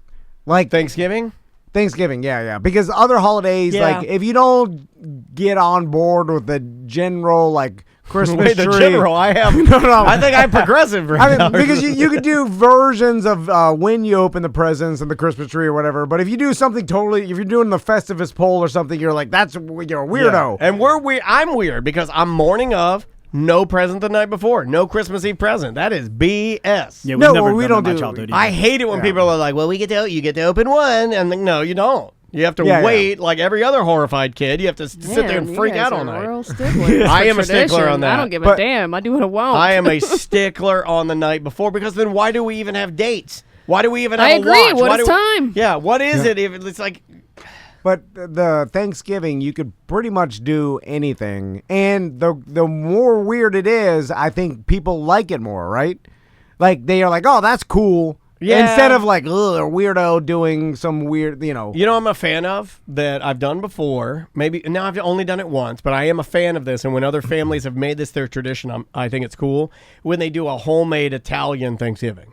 I know a lot of people that do the Italian. Yeah. A lot of people do like homemade Italian Thanksgiving, and I am so down with that. Like a big ass lasagna with like some garlic bread. We actually did that one year where we all went to Buca di Beppo, like the whole That's Trav's fun. whole family, and ate That's family an style. easy one. Yeah, Eat because some no one had to big-ass cook, no one had to meatballs. clean. The inviting all like the huge family Thanksgivings always seem like, because I've never done that my entire life, where you get like the extended The family, aunts and uncles and cousins. Yeah, like we it's used like to that. do it, and I do miss. Look, it is because my But it's like- family is all dead, and that's a joke and also a truth. I miss that, dude. I miss that. I remember going to Virginia and walking in my Uncle Doug's house, and everybody was coming in the door. Every time the doorbell rang, it was somebody new, right? And they'd also bring a gift for me. It's awesome if you're going to that, but actually hosting it is a big old pain in the ass. Oh yeah. Plus, it is awkward, and like most of the family, extended family, you haven't seen, so it's a weird small talk, and nobody. I actually enjoyed it into the though. same See, thing. like maybe I'm a weirdo, but I know my dad enjoyed it too. Here's the one that happened all the time, but I loved it. Yeah, chirper. Thanksgiving. I am a chirper. Yeah. This is my He time. loves small talk. Yeah. This is my time. Thanksgiving rolls around. The doorbell's this doorbell's going crazy because you never know who's showing up, right? They're all showing up to the house. Boom, boom. Who's that? Oh, it's Uncle Jim. He got a new mid-engine Corvette. And you go out and you're looking at his car and he's showing you all the thing. Everybody, like, you'd have one relative that bought something they can't afford. I think it's better when you're a kid. Because when you get older, all the family, when you're an adult, like everyone's gossiping about somebody's drama in the family, and then it turns into a fight. And Someone's making comments about your food. Yeah. I am looking at that mid-engine Corvette, like the scenario I'm painting with child filters. Right. And then you get to hang out and play with your cousins that you barely so see. fun. It was totally so fun. different. And I You still don't have to clean. Exactly. It's so vivid to me, though. No Like, responsibility. I still remember being at my Aunt Mabel's house. Boy, they were very Southern. They were twins, Mabel and Myrtle. And they were my great aunts. And I remember being at their house, and she had a huge collection, and Tom makes this joke all the time, of Hummels. Of those little Hummel figurines, and we were jumping on her bed in one of the rooms, and old people notoriously have stuff that kids shouldn't have, and I bounced off the bed and I hit the nightstand, and one of the Hummels fell over and smashed crazy, and they heard it because the whole house is wood. You can't drop a Hummel on wood and not have the people below you hear it. Yeah. And then you hear them running up the stairs, and it's fun. It's so fun. Did you get in trouble? Oh yeah, Yeah. big trouble. Yeah, I think that's where most people they remember their kid Thanksgivings, and that makes them. Do you remember yours? Well, I was always the Brooksville doing So the four-wheeler. always. Well, yeah, that's what made me. You kind of like just. Do you mimic, remember it though? Because I Yeah. I That's mean, neat. we didn't. We never did. We ate at Cracker Barrel or whatever, Yeah. like. But it was all about riding four-wheelers. Which now I'm like, I've man, had more truck stop Thanksgivings redneck. than I've ever had Thanksgivings at home. That's true. That's wild. Because every Thanksgiving we'd be driving, or every Christmas and Thanksgiving we'd be driving up to Virginia. So we would just eat, on the road. It weird they didn't plan for the dinner to be at the time where you guys. Well, like depending on when we would go. Yeah. Like depending on when Dad could get off, depending on when, whatever. I mean, it was whenever you could, get free. What I know, like my kids have all week off, which is weird to me too. Like I never got that. Did we get that? Hell no. But my friends over in the beach, they don't like they get off on. They have to go Monday, Tuesday, Wednesday, Right. and then just get Thursday and Friday. That's how I remember. Like I think we got the Wednesday off, maybe. or half day. Well, it's half day and Wednesday anyway. But my sons get the entire week. And I'm like, that's good. That's awesome. But I think it May makes gets- sense to do like a whole week because you do a week for Thanksgiving, week for Christmas. I think May gets a It's week. all willy-nilly. It is willy-nilly. It's weird they haven't standardized a lot, at least like all in one state, the same thing. Mm-hmm. Nope, it's district. So I it's know, all yeah, over yeah. the place. It changes. Yeah. And I'm telling you, like some schools have their early day on Friday. Yeah. And it's like Which makes sense. Yeah. Yeah. Anyway. We've been talking about food a lot lately, but what is your favorite traditional Thanksgiving treat? Does anybody here not like turkey? I like turkey. Because some people don't. I mean, it's Dark meat only. It's just chicken. Dark meat is the finer meat. the better meat. It's the better meat for flavor. But it's weird with turkey. Like, and this is the way I like my Thanksgiving turkey. I like, and my dad probably taught me this. I like a little bit of dark meat, a little bit of light meat, and then I salt the ever living crap. And then I eat that. Yeah. I mean, It's not the most flavorful meat, right? No. It's a Like chicken plus. Yeah. basic That's why you gotta smother it in bitch of- gravy. Yeah. Anybody got anything they like? Their side Stuffing's my favorite. Yeah, stuffing with some stuffing. And I good really gravy. never eat it other than like Thanksgiving. gravy on stuffing. I do gravy over I everything. like gravy on my stuffing too. Are you a gravy guy? Yeah. I hate gravy. I'll put that all over. I only eat Popeye's Cajun gravy. What? Well, hold on. That is gravy. Yeah, but that's the only one I like. You got to make your own though, man. Yeah, it's good. yeah. You make your own with the little bits and the. Oh, yeah. It is, well, yeah, gravy's not fun to make. And if you like Popeye's hard. gravy, there's gravy out there that If you you can like make it. Popeye's gravy, do we have gravy for you? Um, Want to do That some hottie voicemails? sauce. let's do that. Yeah. We will do a few voicemails. Yeah, what is the Popeye's hottie sauce? I saw the sign. They sell it as if it's supposed to be spicy and hot, i.e. hottie sauce, but it is not. It basically tastes like a honey barbecue sauce. All It's right. delicious. Like a little, yeah, but it's corporate. They got to make it so it's Well, not that. that's Megan Thee Stallion's thing. What do you mean? Hottie. She calls her fans hotties. Yeah, Oh. it's a tie-in. Yeah. It's a promotional campaign. Yeah, it's Megan Thee Gotcha. Stallion's hottie sauce at Popeyes. It is a good tie-in, though. I mean, she works really well with the Popeyes brand. And They're selling merch, man. I want one of those shirts. have you seen the pajamas? Yeah, they got a hoodie, Yeah, they got like pajamas. Popeyes. That's where I saw it. It was like Megan Thee Stallion pajamas with Popeyes. I'm like, that's cool. Can you buy it at Popeye or you probably online? Online. Probably Yeah. online, Although yeah. buying them at Popeyes so they have that authentic fried smell. Oh, there I be- would buy it. Yeah, for that'd sure. be nice. I think I had a Shoney's T-shirt. Were you and I talking fried chicken yesterday? Who was talking fried? Me and you, because Okay. I said I was thinking of if I was going to cook this year, I was going to get fried chicken Yes. and then just make like traditional Thanksgiving sides. Why don't people do fried chicken for Thanksgiving? I'm saying. Yeah, right? When Way Sam better. said it, I was like, that sounds amazing. Way better than Fried turkey. thighs. Fried yeah. chicken is amazing, dude. Yeah. And I don't eat enough of it. And you can get a couple pieces. It'd be cheaper, too. And it's like almost you can go to Popeyes and get like a Thanksgiving to go, right? Fried chicken, mashed potatoes, mac and cheese. Like don't you don't they have do to cook. turkeys now? They do. They have Cajun turkey. You can What? pre-order. Yeah. A whole turkey. You have to pre-order it. Yeah. I mean, not that we would advertise Popeyes over anybody. I mean, you're getting like your homogenized corporate turkey. But hey, Yeah. whatever. Yeah. Let's try this one. Mike B chiming in. Haven't heard from him in a minute. Hey, Tom, Dan, Sam, Butler. It's Mike B here from the Oh No Radio Show. I was a little stony baloney the other day, kind of thinking about, stuff that I'm good at and stuff that I'm not good at. And I got to thinking that, like, if before you had kids, if they had the technology through, genetic markers or some overly scientific explanation that I'm not going to give right here, but if they could tell, like, what your kids were going to be good at, like, whether it be sports or, like, chess or, dancing, but if they could tell that stuff before your kids were born and you could pay a little bit of extra money to know that, do you think you would have? Or do you think that you would have just let them grow up normally and, like, find the things they like? I don't know. All right, well, have a great day. You too, Mike B. It's Interesting I question. think that's a good question. Yeah, I think my logic is, of course, I'd pay for it because if I knew what they were good at, I could easily focus just on that, and instead of just find it out over years of time. Save you some work. Yeah, save I would time have no and choice in this scenario, and the reason I say that is because my wife, basically before we had Maisie, told me that, and I believe I agree with her, and she was like, I'm gonna use as much science that they give me to ensure that this is great. You know what I mean? Like every test, can you test for this defect? Like she did all of that. Now I understand that some people don't feel that way, and that's fine. Some people you don't need to do all that. You don't need to do, I don't know the sex. Some people don't, some people don't even want to know the gender. But they don't know they don't want anything. Like, I don't want to know if it's special. I don't want to know, and I we get did that. all the tests. We didn't find out the gender of Tommy, but we did all the tests. Everybody's different. What changed your mind about the second kid wanting to know the gender?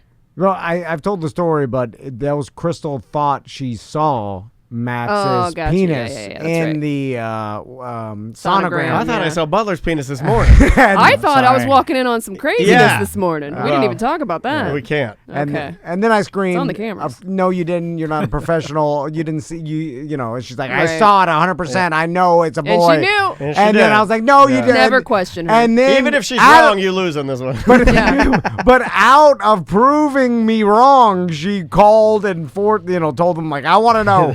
And she's like, I was right. I'm like, we will take every argument to the nth degree. and by the way, like my response is never satisfying to anybody because I'm like, oh, I was wrong.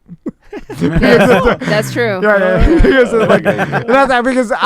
I would have bet against the fact that you thought you said, because I'm looking at the same thing. It's all over the place. Anyway, so let's do one more voicemail. I would have definitely done that one. Now, like they're going to have in the future, like the ability for you to pay, speaking of paying extra, where you could start taking out the possibility of certain genetic diseases in your child. Oh yeah, designer babies. Yeah, they already have like I think 17 different diseases that you could pay, and somehow they mutated out of the embryo. Whatever they do. But then that Chinese scientist almost kind of do that for HIV and AIDS, like unofficially, and then there was no kind of scientific records or backgrounds. He jumped a bunch of steps.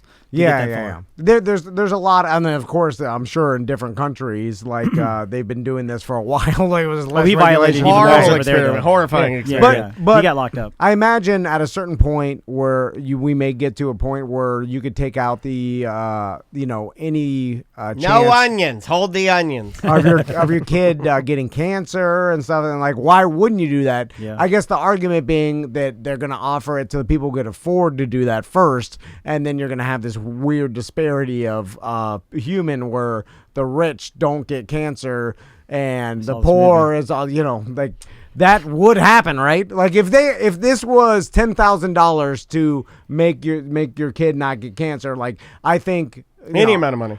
For people, but you can't afford $10,000. Well, you'd probably try, I bet. And you're going on Squid Games. They would. People would do that. People would do that. 100%. I guess I should make it an amount that is like because $10,000, there are probably companies that loan you for paying. Cars. I take the bus every day just so I can insure. But if it was like $100,000, right?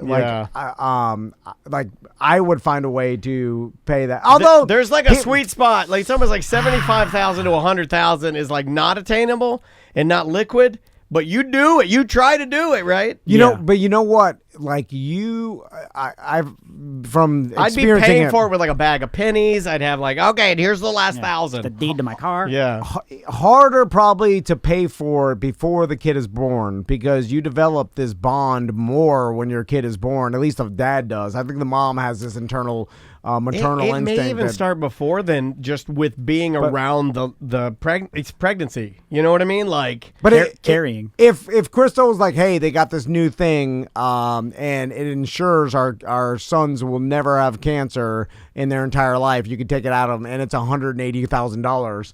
I may be like, nah, like, what's the chance that they will get cancer? Like, that's pretty small. Like, I don't know if I would even Now I would. Right. But before they were born, Okay, I don't know. I would start to stay with him and Han about it. I was like, well, hold on. Let's look at the at least Yeah, like, question it. can they tell me 100% that they are going to Yes, get cancer? you'd at and then least- they can zap it out? Well, Or- that's a different, because then you pay. Right. But then I'm like, are you just telling me that so I will pay? Exactly. Yeah. That's a good scam. Good. That is, yeah. I we think, should start this company. Cut this out. I believe that you're right on that. Yeah. That's exactly how it would be. And that's weird.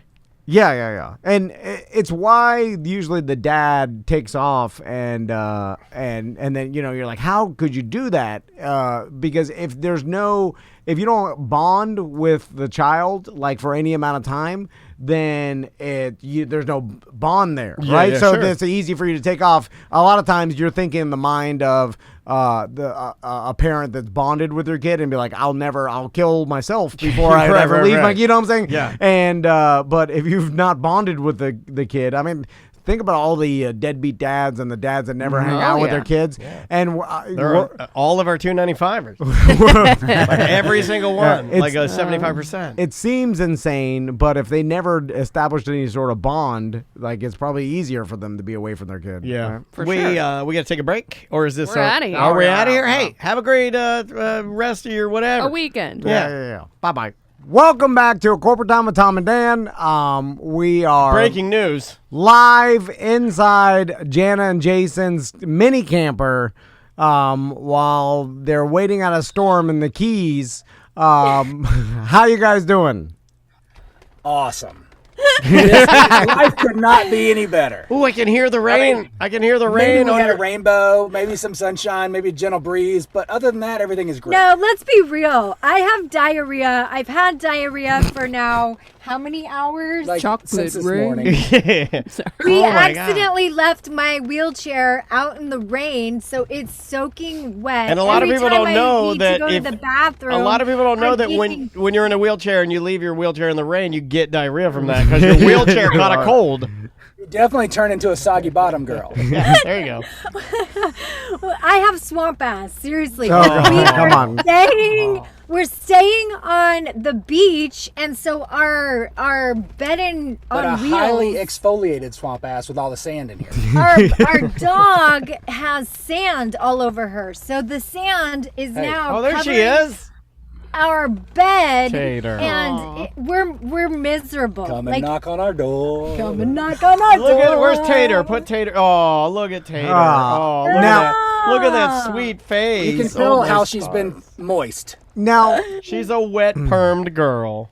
Jana and Jason, I think if someone's watching this on Twitch or YouTube or any platform that we're on, I think there's a bit of an optical illusion because it seems like your camper's bigger than I know it is. Right. And so explain to the audience how big your mini travel trailer camper is. Picture a queen size bed and then put a coffin around it. Yeah, that's Yes. pretty accurate. That's a really good. Yeah. That was. But you make it well done. aerodynamic coffin. Yeah, Right. fast coffin. Fast Teardrop. It's Yeah. There it is. yeah.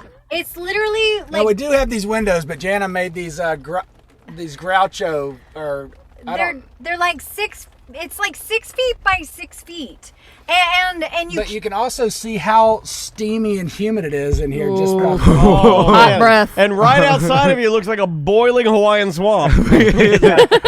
so we grow with our own moisture in here. It's like our own little petri dish. Now, So are you really living lucky right now? Let's talk about it. well, I was gonna tell. Okay, I'm gonna be real with Has you the guys. luck ran out? Here we Is go. The luck's ran out. So, Tell us how you feel in your core. so Tom. I'm following you guys on social media. I saw that you were in front of the southernmost point, buoy or whatever the hell that thing is. You stand by, and yeah, I don't know what that thing is. and Yeah, I think it's a big concrete buoy. Right? yeah. Just But like- why make it out of concrete? I That'll don't know. sink, right? Yeah. It has no buoyancy. Yeah. Yeah, So, there you go. so you're at an iconic, staple of Key West that everybody's taking pictures in front of, and I see your Living Lucky travel trailer, which we've described as, basically a queen size bed with a coffin around it, it is basically a hard side tent. It's like a pullable hamster cage. Yeah, and it's a hard side tent for two. It's not even a tent for four, but it's just a queen size bed. It's got a kitchen in the back. Mm-hmm. Yes, it's like a mullet. And you guys have, I remember when this journey started, and we were one of the first people to put our stickers on the side, and now you guys, the entire, coffin is covered in stickers, because Punk rock coffin. How many different dreams have you collected? Now, I don't know how many different, but I can tell you we've got a little over 2,000 dreams on here right now. Gotcha. So, that's awesome. Gotcha. Have anybody's dreams fallen off? Ooh. No. Yeah. There may have been a couple on the interstate. I drive fast, Ricky Bobby. Yeah, I was just going to say that we won't talk about those. Sorry, I shouldn't have brought that up. I'm an idiot. No, we really try, though. Some dreams have gone out into the universe. I like this. Some dreams are too big to stay on the side of the camper. So there you go. There you go. I'm just kind of describing what you guys are going through so I can tell you how you should do it. This is where Jana screams, "You don't know what I'm going to!" I hope. So, and you guys need to do it like the righteous gemstones, and let me explain. Oh, yeah. You need to travel around and spread positivity in a tour bus that says positivity 1. Yeah. And Jana, that's just Jana's. Now Jason has his own coach. It's positivity 2. Yeah. And does mine get towed behind hers? You have your driver just kind of pace behind you and then Tater's in her own chase car behind all of that. Because I feel like you're doing it all wrong. Because all the people, the spreading the positivity, and also the evangelical churches and stuff, they are rich. They got gator slippers on. They it's crazy. Drive $280,000 RVs with it takes a lot 4 slide of outs. money to be positive. And they're staying. We need an offering cup. Yeah. So I feel like you guys are kind of doing it wrong because you were in a tiny RV in the rain. Just push a couple of Appalachian bucktooths in a river, you say baptism, and then you're done. We need a bigger garage first. I will agree with you on that because we went to the Tony Robbins convention. And I felt like we were trying to show up at this convention, and it's hard to look convention cute when you're staying at a campsite. Swamp ass, yeah, swamp ass. Tony Robbins ain't got a swamp ass.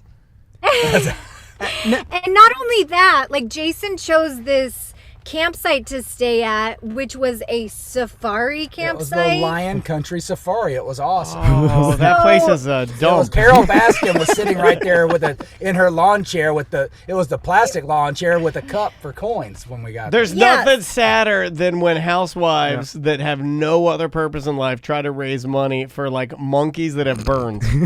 I look at that, I'm like, oh my God, what are you doing? Yeah, you let the emu come in through your window and there's pecking at your food. It's pecking at your Sirius XM satellite radio. It's like changing the stations. Yeah.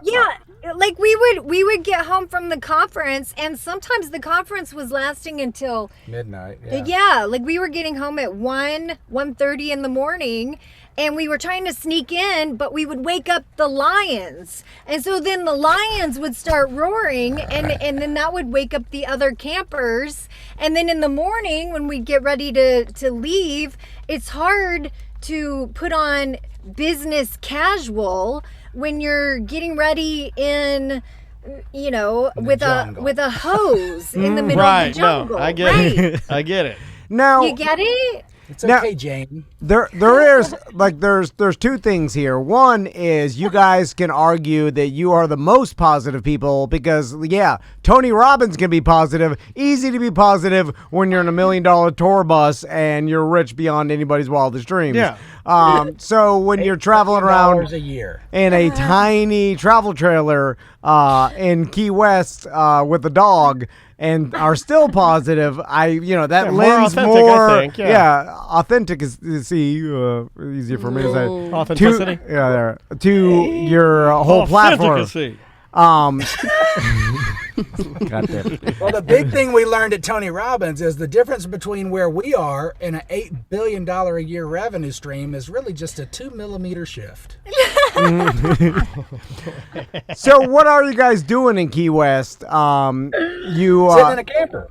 No, but are you down there? Sitting at a storm, Tom. Is this part of your travels, or is this the vacation side of, because... Do you need help? Are you being held against your will there? Lion Country's in, West Palm area, right? Yeah.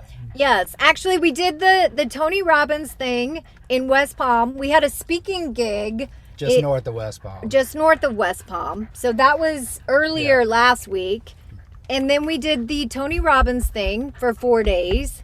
And then after the Tony Robbins thing, we decided that we were halfway here, so we would just come on down here. However, we started networking while we were there, and we did meet some people from Key West while we were there. And so it has been kind of a mutually beneficial thing.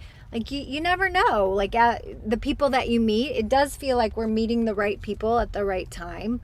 But anyway, that's what cool. we're doing here. No, that's good. So did you meet another maybe like an influencer or like a person who's doing something similar? Cool.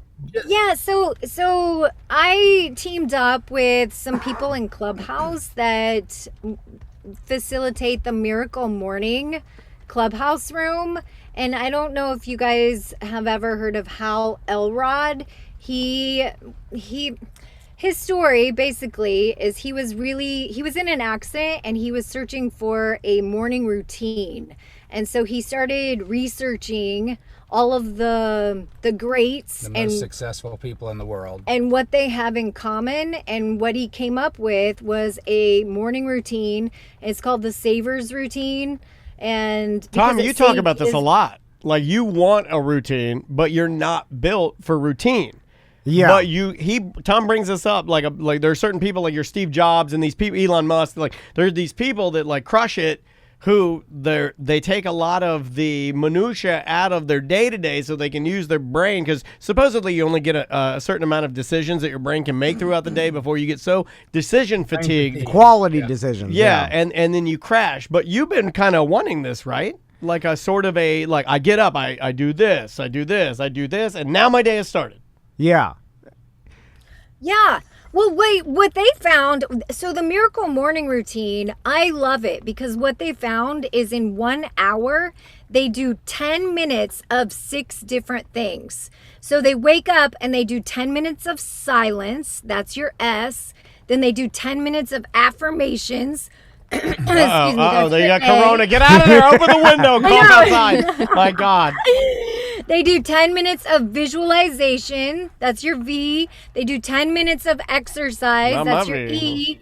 10 minutes of reading. That's your R. And then 10 minutes of scribing, which is your writing. And that can either be gratitude writing or just journaling, mind dumping, anything that gets your thoughts out of your mind. Oh, man. And so if you take that first hour and you give it to yourself, then... because if you take your first hour and you put that toward your emails or your Twitter, then next thing you know, you're pissed off for the rest of the day. Yes, exactly. Wow, there's a lot of truth to that. There is a certain level of anxiety that I used to get when I knew I was waking up, and I'm like, "Don't grab your phone, don't grab your phone." I'd grab it, and all hell's breaking loose. And it's just that's not a good routine. It's it would be. How do you get past? Because I got the type of personality that, all right, I get this, 1 hour, 10 minutes a piece. What is it called again? It's called the Miracle Morning, and it's with Hal Elrod. So, God, every time you say that, I think of L. Ron Hubbard, and then I want to join I mean, it's on the Venn diagram. The Scientology Navy, and I want to wear the outfit. I want my teeth to rot out, just like L. Ron Hubbard. L. Ron Hubbard, like there's something that I can't connect the dots here yet, but there's something cool about being big and fat with your teeth rotting out, and people still believe you're like a superhuman or a god. Yeah. There's something crazy about that. Yeah. Also, if your name is similar to, don't you want to go in a completely different direction? Right. No, I'm am Ron Hubbard. I'm not hell. If you're Billy Goresh, right, you're like, I'm not starting nothing. I'm gonna be alone. Anyway, so you the 10 minutes of reflecting. Here's my problem. Is that when you have to just sit there with a mirror and you're constantly just it's like looking back at all. Like, explain to me what you're supposed to do. Okay, so the 10 minutes, I swear by meditating. Reflect. That could just be meditating. It can be meditating. It could be affirmations. Jason and I, we make meditation non-negotiable. Like, we literally make it like our date night. Like, I do it too. That's our time together. It's the only thing that I'll skip a workout, but I will not skip meditation at the end of the night. I do the same thing. Yeah. Tom's you do like, too? what are you talking about? Yeah, right? He doesn't like meditating. Sam and I tried to get him to do it one time. He did it, and then that was it. He'll never do it again. But he did it. I was mad. He just sat there quietly. I don't think he did it. Yeah, no. Were you mad because you were thinking it was dumb, or because you couldn't quiet your mind and you knew that you had better things that you needed to get done? I don't quiet my mind. I sit. You know what? I have learned to not quiet my mind. When I meditate, I sit back and I observe the traffic of my thoughts. Yes. Okay, that's good. That's what I do. I just kind of sit back and watch them drive. It's hard for me when I get going back to like reflecting and thinking about like what you're supposed to be happy about or what you are gratified or just being in the moment. Like sometimes just being present is very difficult for me. So if I can root myself in like, oh, I did that. Like yesterday we had a good day recording and I was like, good show. I was like, that was a good show. And I kind of rooted myself and patted myself on the back. Like, you did well. You did well yesterday. It's hard. We just got done talking about this. How often do you guys celebrate yourselves? Do you guys celebrate yourselves? That's kind of a personal question, but I guess until my prostate starts stinging. Once in the morning, and sometimes after I deuce to hide from my family, that I have to celebrate myself in the smell of my own deuce. It's hard. And then I think to myself, well, why am I even doing this? Why did I even try to be good at life? Now, it's easier for me because I have allergies, so sometimes I'm celebrating myself, not even knowing I'm in my own deuce. So I am horrible at that. All I can look at. You're not horrible at celebrating yourself. We're both kings of that. We both celebrate ourselves. Nobody celebrates me better than me. Their faces are everywhere surrounding me. They celebrate themselves. That's not what we're talking about, Sam. My wife can't even celebrate me like I celebrate me. I am the king of that. I can celebrate myself in 4.5 seconds. Anywhere while I'm driving. Anywhere. At the dressing room. Sam could be talking to me. I pull my plant over. Sorry. Because we did this thing at the Tony Robbins convention. It was called the Dickens. I've done the Tony Robbins Dickens challenge. Big teeth. It was the Dickens philosophy, and it was getting rid of limiting beliefs, right? It was pretty tough. Now, there were 8,000 people. 8,000 people in a room. And everybody is digging in and getting rid of their limiting beliefs. And oh my gosh, next thing you know, people were screaming and they were howling. You guys are describing my worst GD nightmare. How awkward You're like, how's a guy supposed to celebrate himself with you guys screaming? God almighty, I can't even get it going. So were people having like a religious experience? Talking in tongues? Or... So basically what they were doing was they were going back and experiencing some of their worst fears and worst experiences of life. And no, Daddy, not again, Daddy. So it's like this hypnosis technique that they put you under, and then next thing you know, you're feeling all of these emotions that start coming out, and then people in the room start screaming. There was a couple people that I was like, oh my Somebody's gosh. gonna check on them. They're like, don't check on anybody. Don't pat anyone on the back. I'm like, somebody's getting murdered. What kind of scream were they like? Oh, or were they like, oh? No, imagine it like it was. Imagine a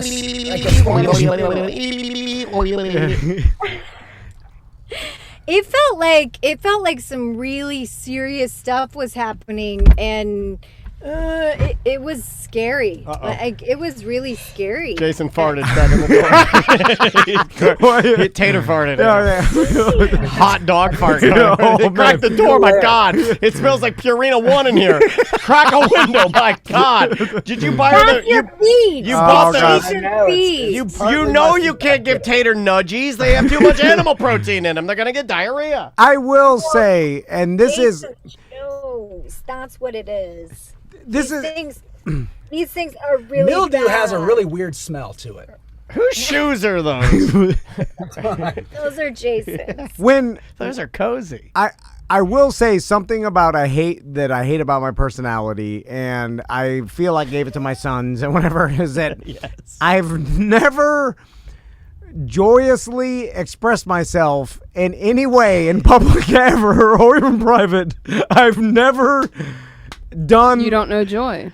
He doesn't. I do. Well, he knows what it is, but he can't express it outwardly to show people that he's joyous. I've been to many churches with my. And I've rocked them all.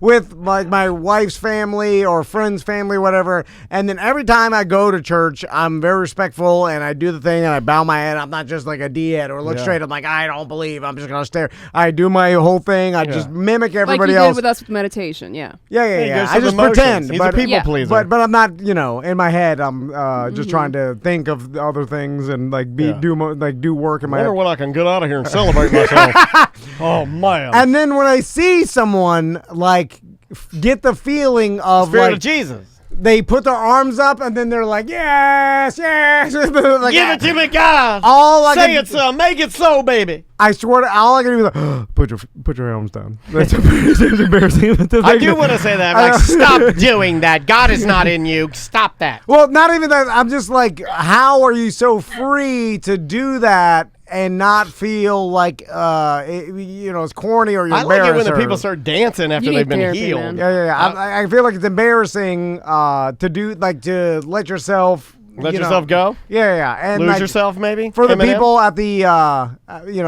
like Tony Robbins, they're screaming. They're like, What about at concerts and stuff or like sporting events? He doesn't. He'll clap, but he won't scream. Doesn't dance really. Like he might shuffle his feet a little, but he's not really a get into it. Man, you are. Well, I've seen this before. Like, let's say Tom and I were. Let's say Tom and I were telling having, you how I feel. Let's say Tom and I were having a mediocre concert experience. Right? We're at House of Blues. We've each had 2.5 beers. We're up in Loge. We're watching a cover band, Sublime cover band. Yeah. We're watching old Badfish take the stage. They go on stage. The whole crowd lights up. Tom gently claps, barely looking at them. I've seen this. It's not. I'm enjoying it. He no is. way to live. No, that's the way you I don't enjoy understand. it. He's feeling what we're feeling. He's happy that Badfish is there. He wants to hear the See, song. But his body won't make the movement. That's the difference, though. When I see people are like, yeah, like they're going, I'm like, oh my God, like I've never been that happy to outwardly. I've never done like, yes. That's the sad part. That's the sad I've never part. been that happy. That's the sad part. Yeah. How are you that What happy? about when your kids were born? Like, the magic He was scared. scores. Oh, that's true. Yeah. When the kids are born, I'm just shocked. I think it's been like I mean, slept and it's like it's a weird experience. Yeah. My wife's there at the hospital, blood's everywhere. The doctor, there's people Yeah. around, And then they're like, "Sir, I'm like, we're oh my God. Well, mine was like, sir, we're bringing in the delicious food because you've only eaten hospital food. I was like, this is great. They're like, we cannot have alcohol because God's here in the hospital. I'm like, oh my God. So do you? What is that personality type that's willing to just you have to let yourself go? You have to practice, and you have to not be told. Use your inside voice. Be quiet. We have to behave a certain way. You have to just practice letting loose. So I don't think that this convention would have been for Tom. Would you agree? He could have worked the security. Yes, and then let people pass the barricades when they storm the podium. But the thing is, I believe everything we talk about, Jana and Jason, and all your guys' principles, and even and all these like Tony Robbins and stuff like. I agree with 95% of what they're saying because of what they're intellectually. You would have had it down. I just think it would have made you uncomfortable, and you would have put up a barricade because and they would have called you out. I like putting up a barricade and climbing over it simultaneously. The minute you walk in, they're like, "Get in state!" Ooh. Yes. Ooh, and I mean the whole What's your time. Wait, they start like chest bumping you. They're like, we're getting positive, you MF. Yeah, and they're like, give 3 people around you, like, so you Give 3 people around you a finger in the butt, man. You do. They're like having men massage men and Yeah. stuff. Wait a minute. No, Hold on. Where there's did no you rules go? here. We got big teeth. Let's see those penises. That firing yourself up is another thing I've never You done. never did that, no. I've never fired myself you'll up. practice, you'll go through the motions. You'll do like you and I have done many hosting gigs where we have to practice, but you never I can get fired up on command. You can also get fired when up need with be. nothing on your face. Like he'll get fired up and you'll know nothing's happening. He'll I'm walk ready. outside you and be like, what's going on? Yeah, that's Where true. the F did that come is from? true. I saw that at the Land Dude, it's Cruise. amazing. He would walk out in front of 60,000 people, right? He'd walk out there stone cold just like any other Saturday. He'd walk out there smoking a cigarette, doing what he's doing, talking to me, and walk out there, boring, get out there. What's up, Citrus Ball? Are you ready? And I'm like, where did that come from? Well, because I don't have to pre-fire myself up. No. Dude, you're lit. You're You're ready a to go. robot. Yeah, this It's guy's an on switch. You know what you It's are? just You are a on. human Duraflame log. Like, always ready. Just light the end, and he's going to burn all night. He's just waxing sawdust. So, back to the morning routine, because I do agree with you, like, and I've tried but recently in the past 3 years. I've done the smoothie thing where I've like literally just drink that every single morning, and that's my routine, and it's helped me lose weight or whatever and be healthier because I just get the same thing for breakfast every single day. He's lost over 450 pounds.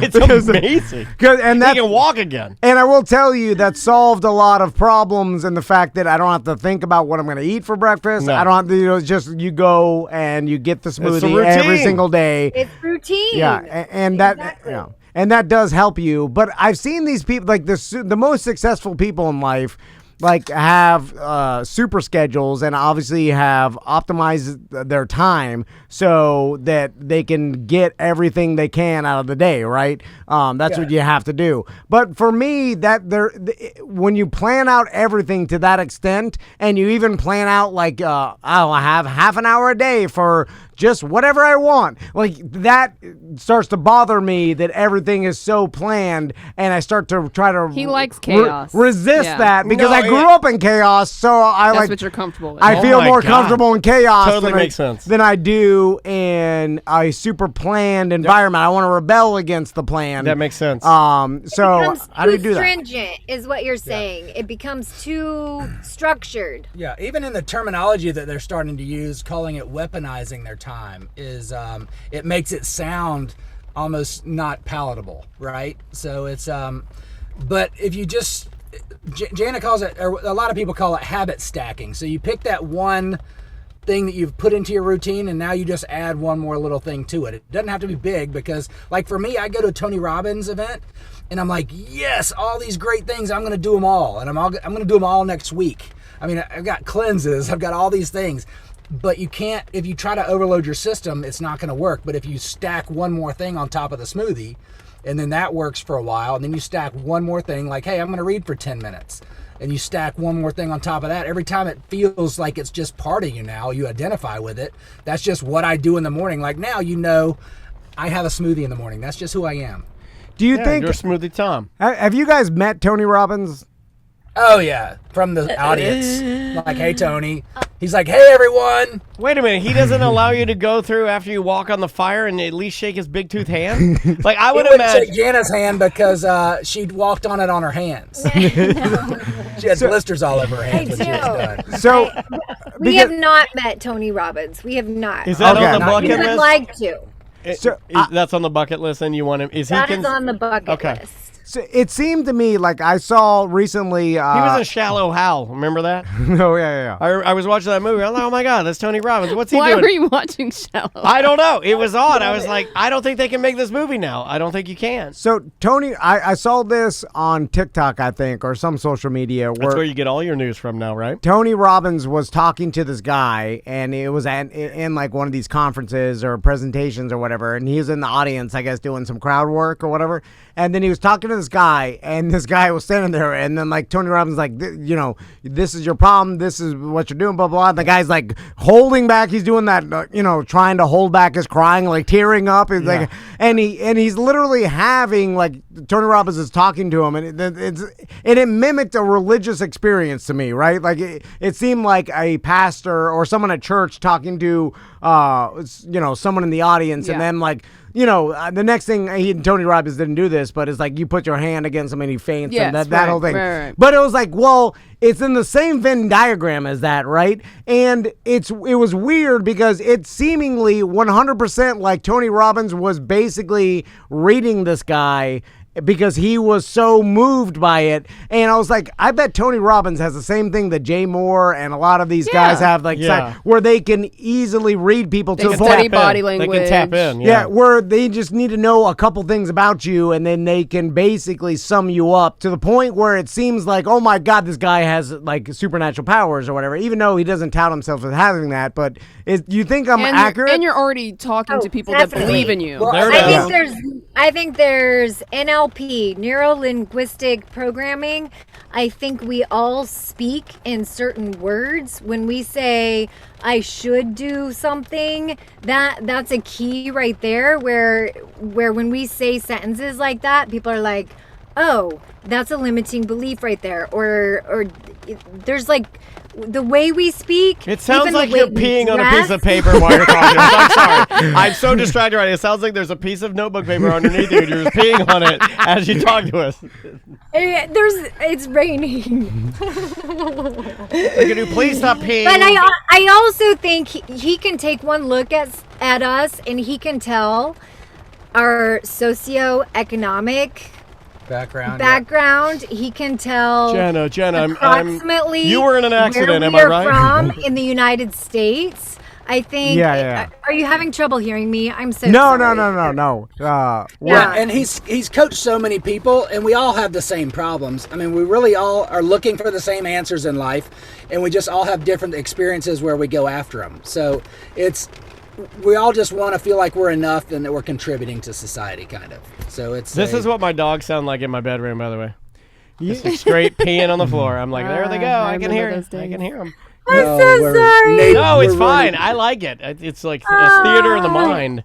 Yeah, but it is odd that we all try to make ourselves better, but we know exactly how to do it. And even though like we hear how to do it, like even with weight loss, let's say, or anything. The map is everywhere, right? We know what the treasure map is success. everywhere. I mean, success. You know how to be successful, right? You and I were talking about this a couple days ago. People are like how to be successful, like, and even these tiny tips and tricks. But it's like get up early and work as hard as you can. Be good to people. Yeah, like make the best decisions, grind it out, whatever. Like add value to people's lives. All these different things, and then and that's it. Just do that over and over, and you'll be successful for the most part, right? Obviously, there's a barring.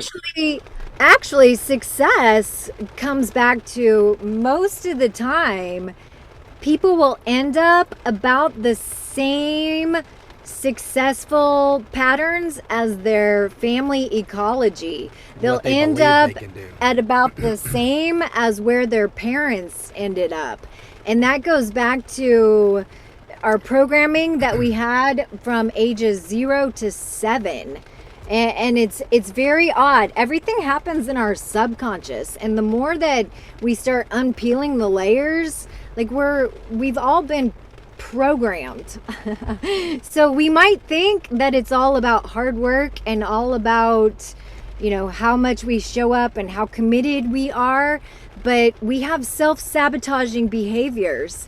And once we start hitting that outer limit of what our money temperature is or our successful temperature is, if we don't start working on what those limiting beliefs are, neuroplastic wiring really is, then we're going to end up in the exact same circumstance. Yeah, and it's not saying you won't make $10 million, but you'll spend $9,990,000, so you still only have the $10,000 left of play money that your parents had. Yeah, that you're used to. It's also it's all subjective too, because what we think success is also a perception that was built with our childhood or our culture or our family or whatever. And sometimes like people do what I'm describing, work every day, make the money and still feel right. Like there's a happy medium there. You know, like, of that's all not people, everybody's way, I guess. Yeah, and of all people, Fat Mike, no effects. He's always had the concept of live your life and not be a slave to the professional aspects of life. Now, look, there's a lot of things that I think the guy might do bad or whatever, like no matter how you take it. Yeah. But I've always kind of looked at the way, and he'll throw it like kind of slightly in songs about like what's the definition of actually being, you know, like rich, or what's the definition of being successful. And I've always appreciated that. You know what I mean? Like, I mean, granted, it's easy to say that when you are rich off of punk rock, but still, my point being that, you know, it is good to, and this kind of comes back to our original thing we said when we first called you up, is just maybe stopping to look at you executing something well and giving yourself a little grace or a little love. I am very poor. My inner dialogue to myself is horrible. If you heard, yours is too. If you heard the things that we say about ourselves in our own brains, you would be embarrassed. You wouldn't talk to anybody in your own family like that. You know, like I would never talk to my mom or my dad or my daughter or my wife like the way I talk to myself inside my brain. It's very disrespectful and bad. But are you aware? Are you aware of it when it's happening?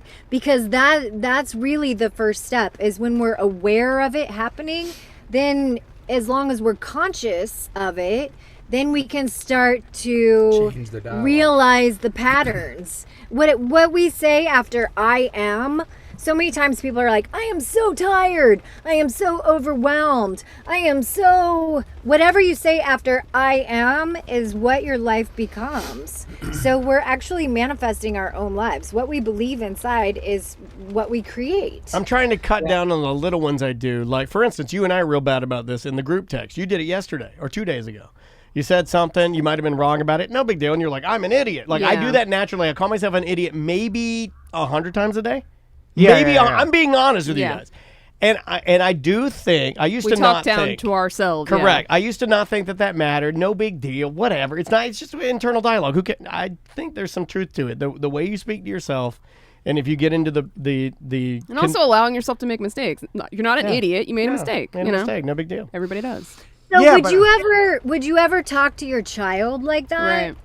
I don't like talking to my child. I don't know if you've ever talked to Maisie. She tells the same stories over. She calls him an idiot. Yeah, she's like, you're an idiot. I'm like, well, and you know, how old is she now? So 4 or 5. Do you ever tell yourself to shut the F up? Oh, yeah. Like... Every day when I walk in there, I'm like, stop chirping. They hate you. They hate you. And every time you talk to them, you're going to make them hate you more. Do you want to be more hateable? Because that's what you're doing, you idiot. Like, you're such an idiot. Telling that inner voice to be quiet. So, because I had a client the other day, and they were saying, well, I always tell myself, I get angry with myself because I hear that inner voice knocking me down and telling me, and they're like, shut the F up.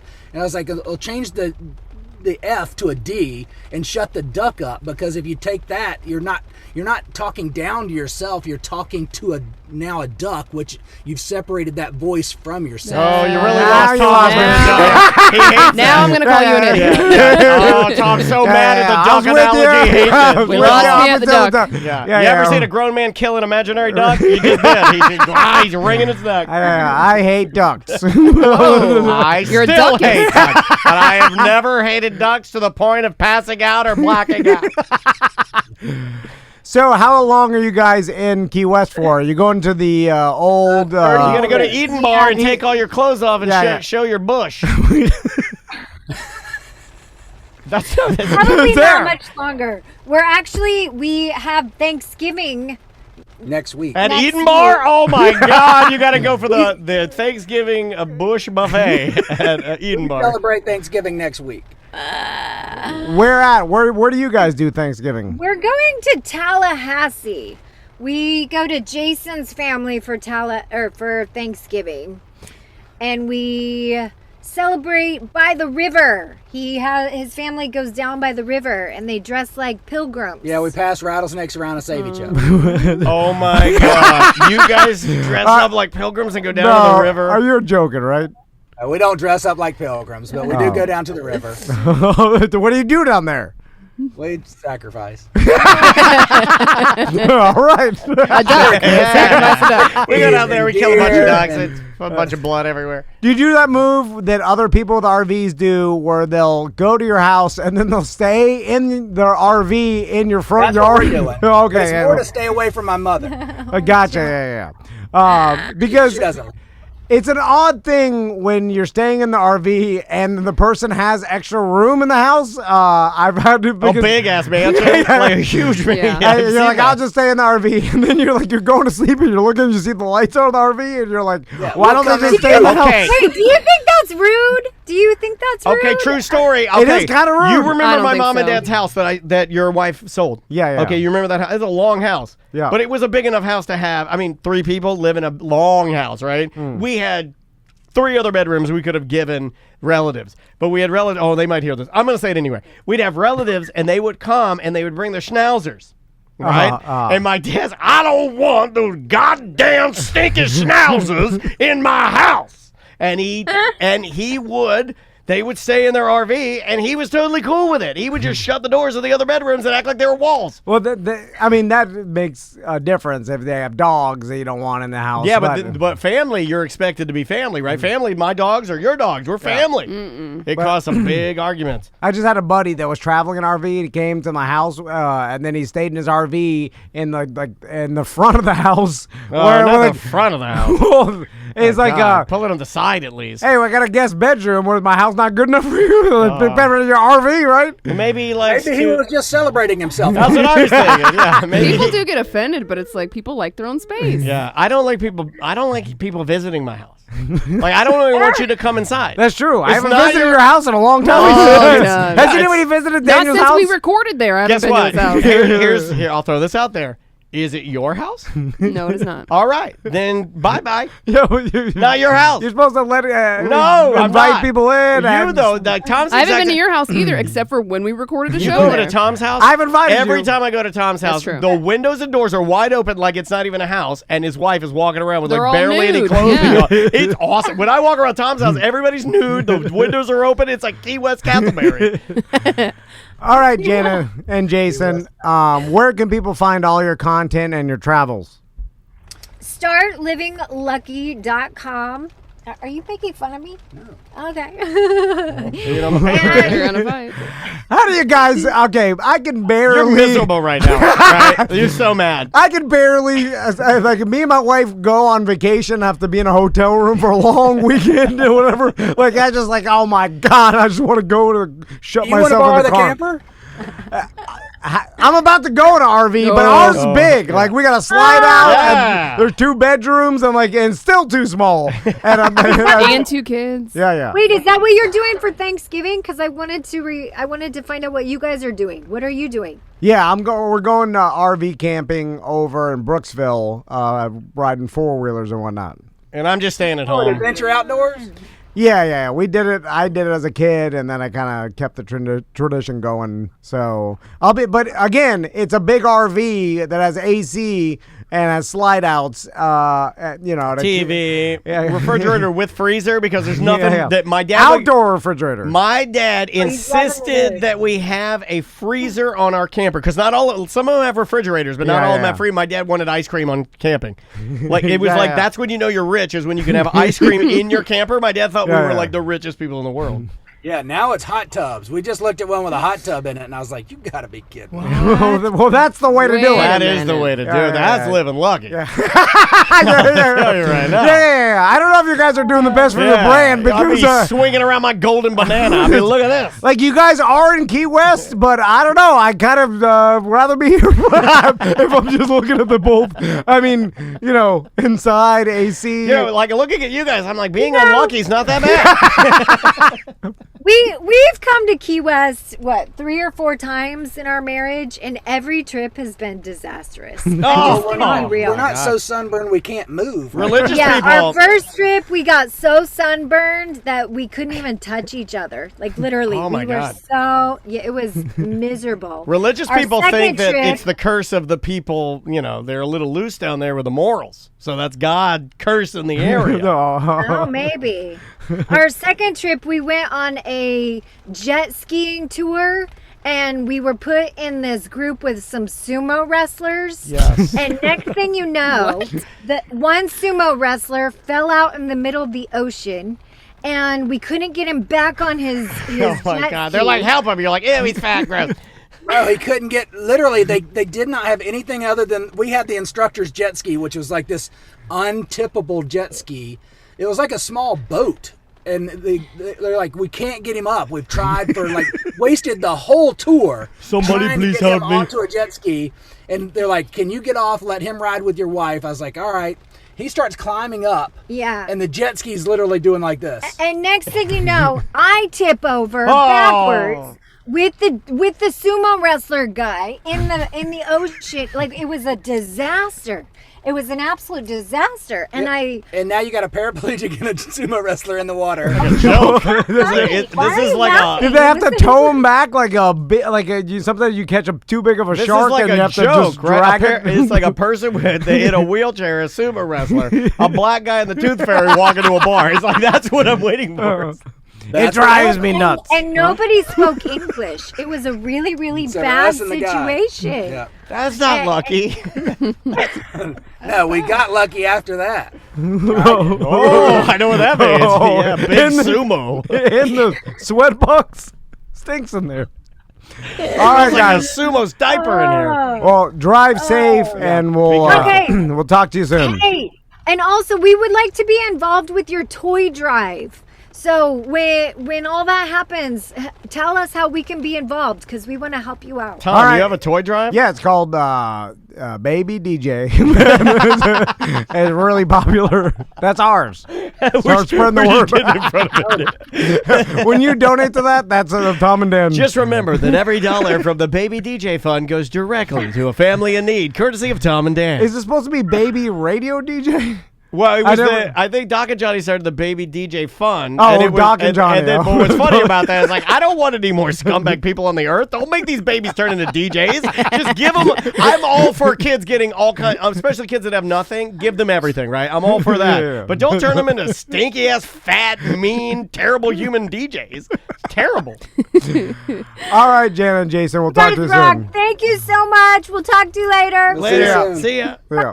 Oh, I think at the end, they were like, stop these guards, stop him. Somebody stop him.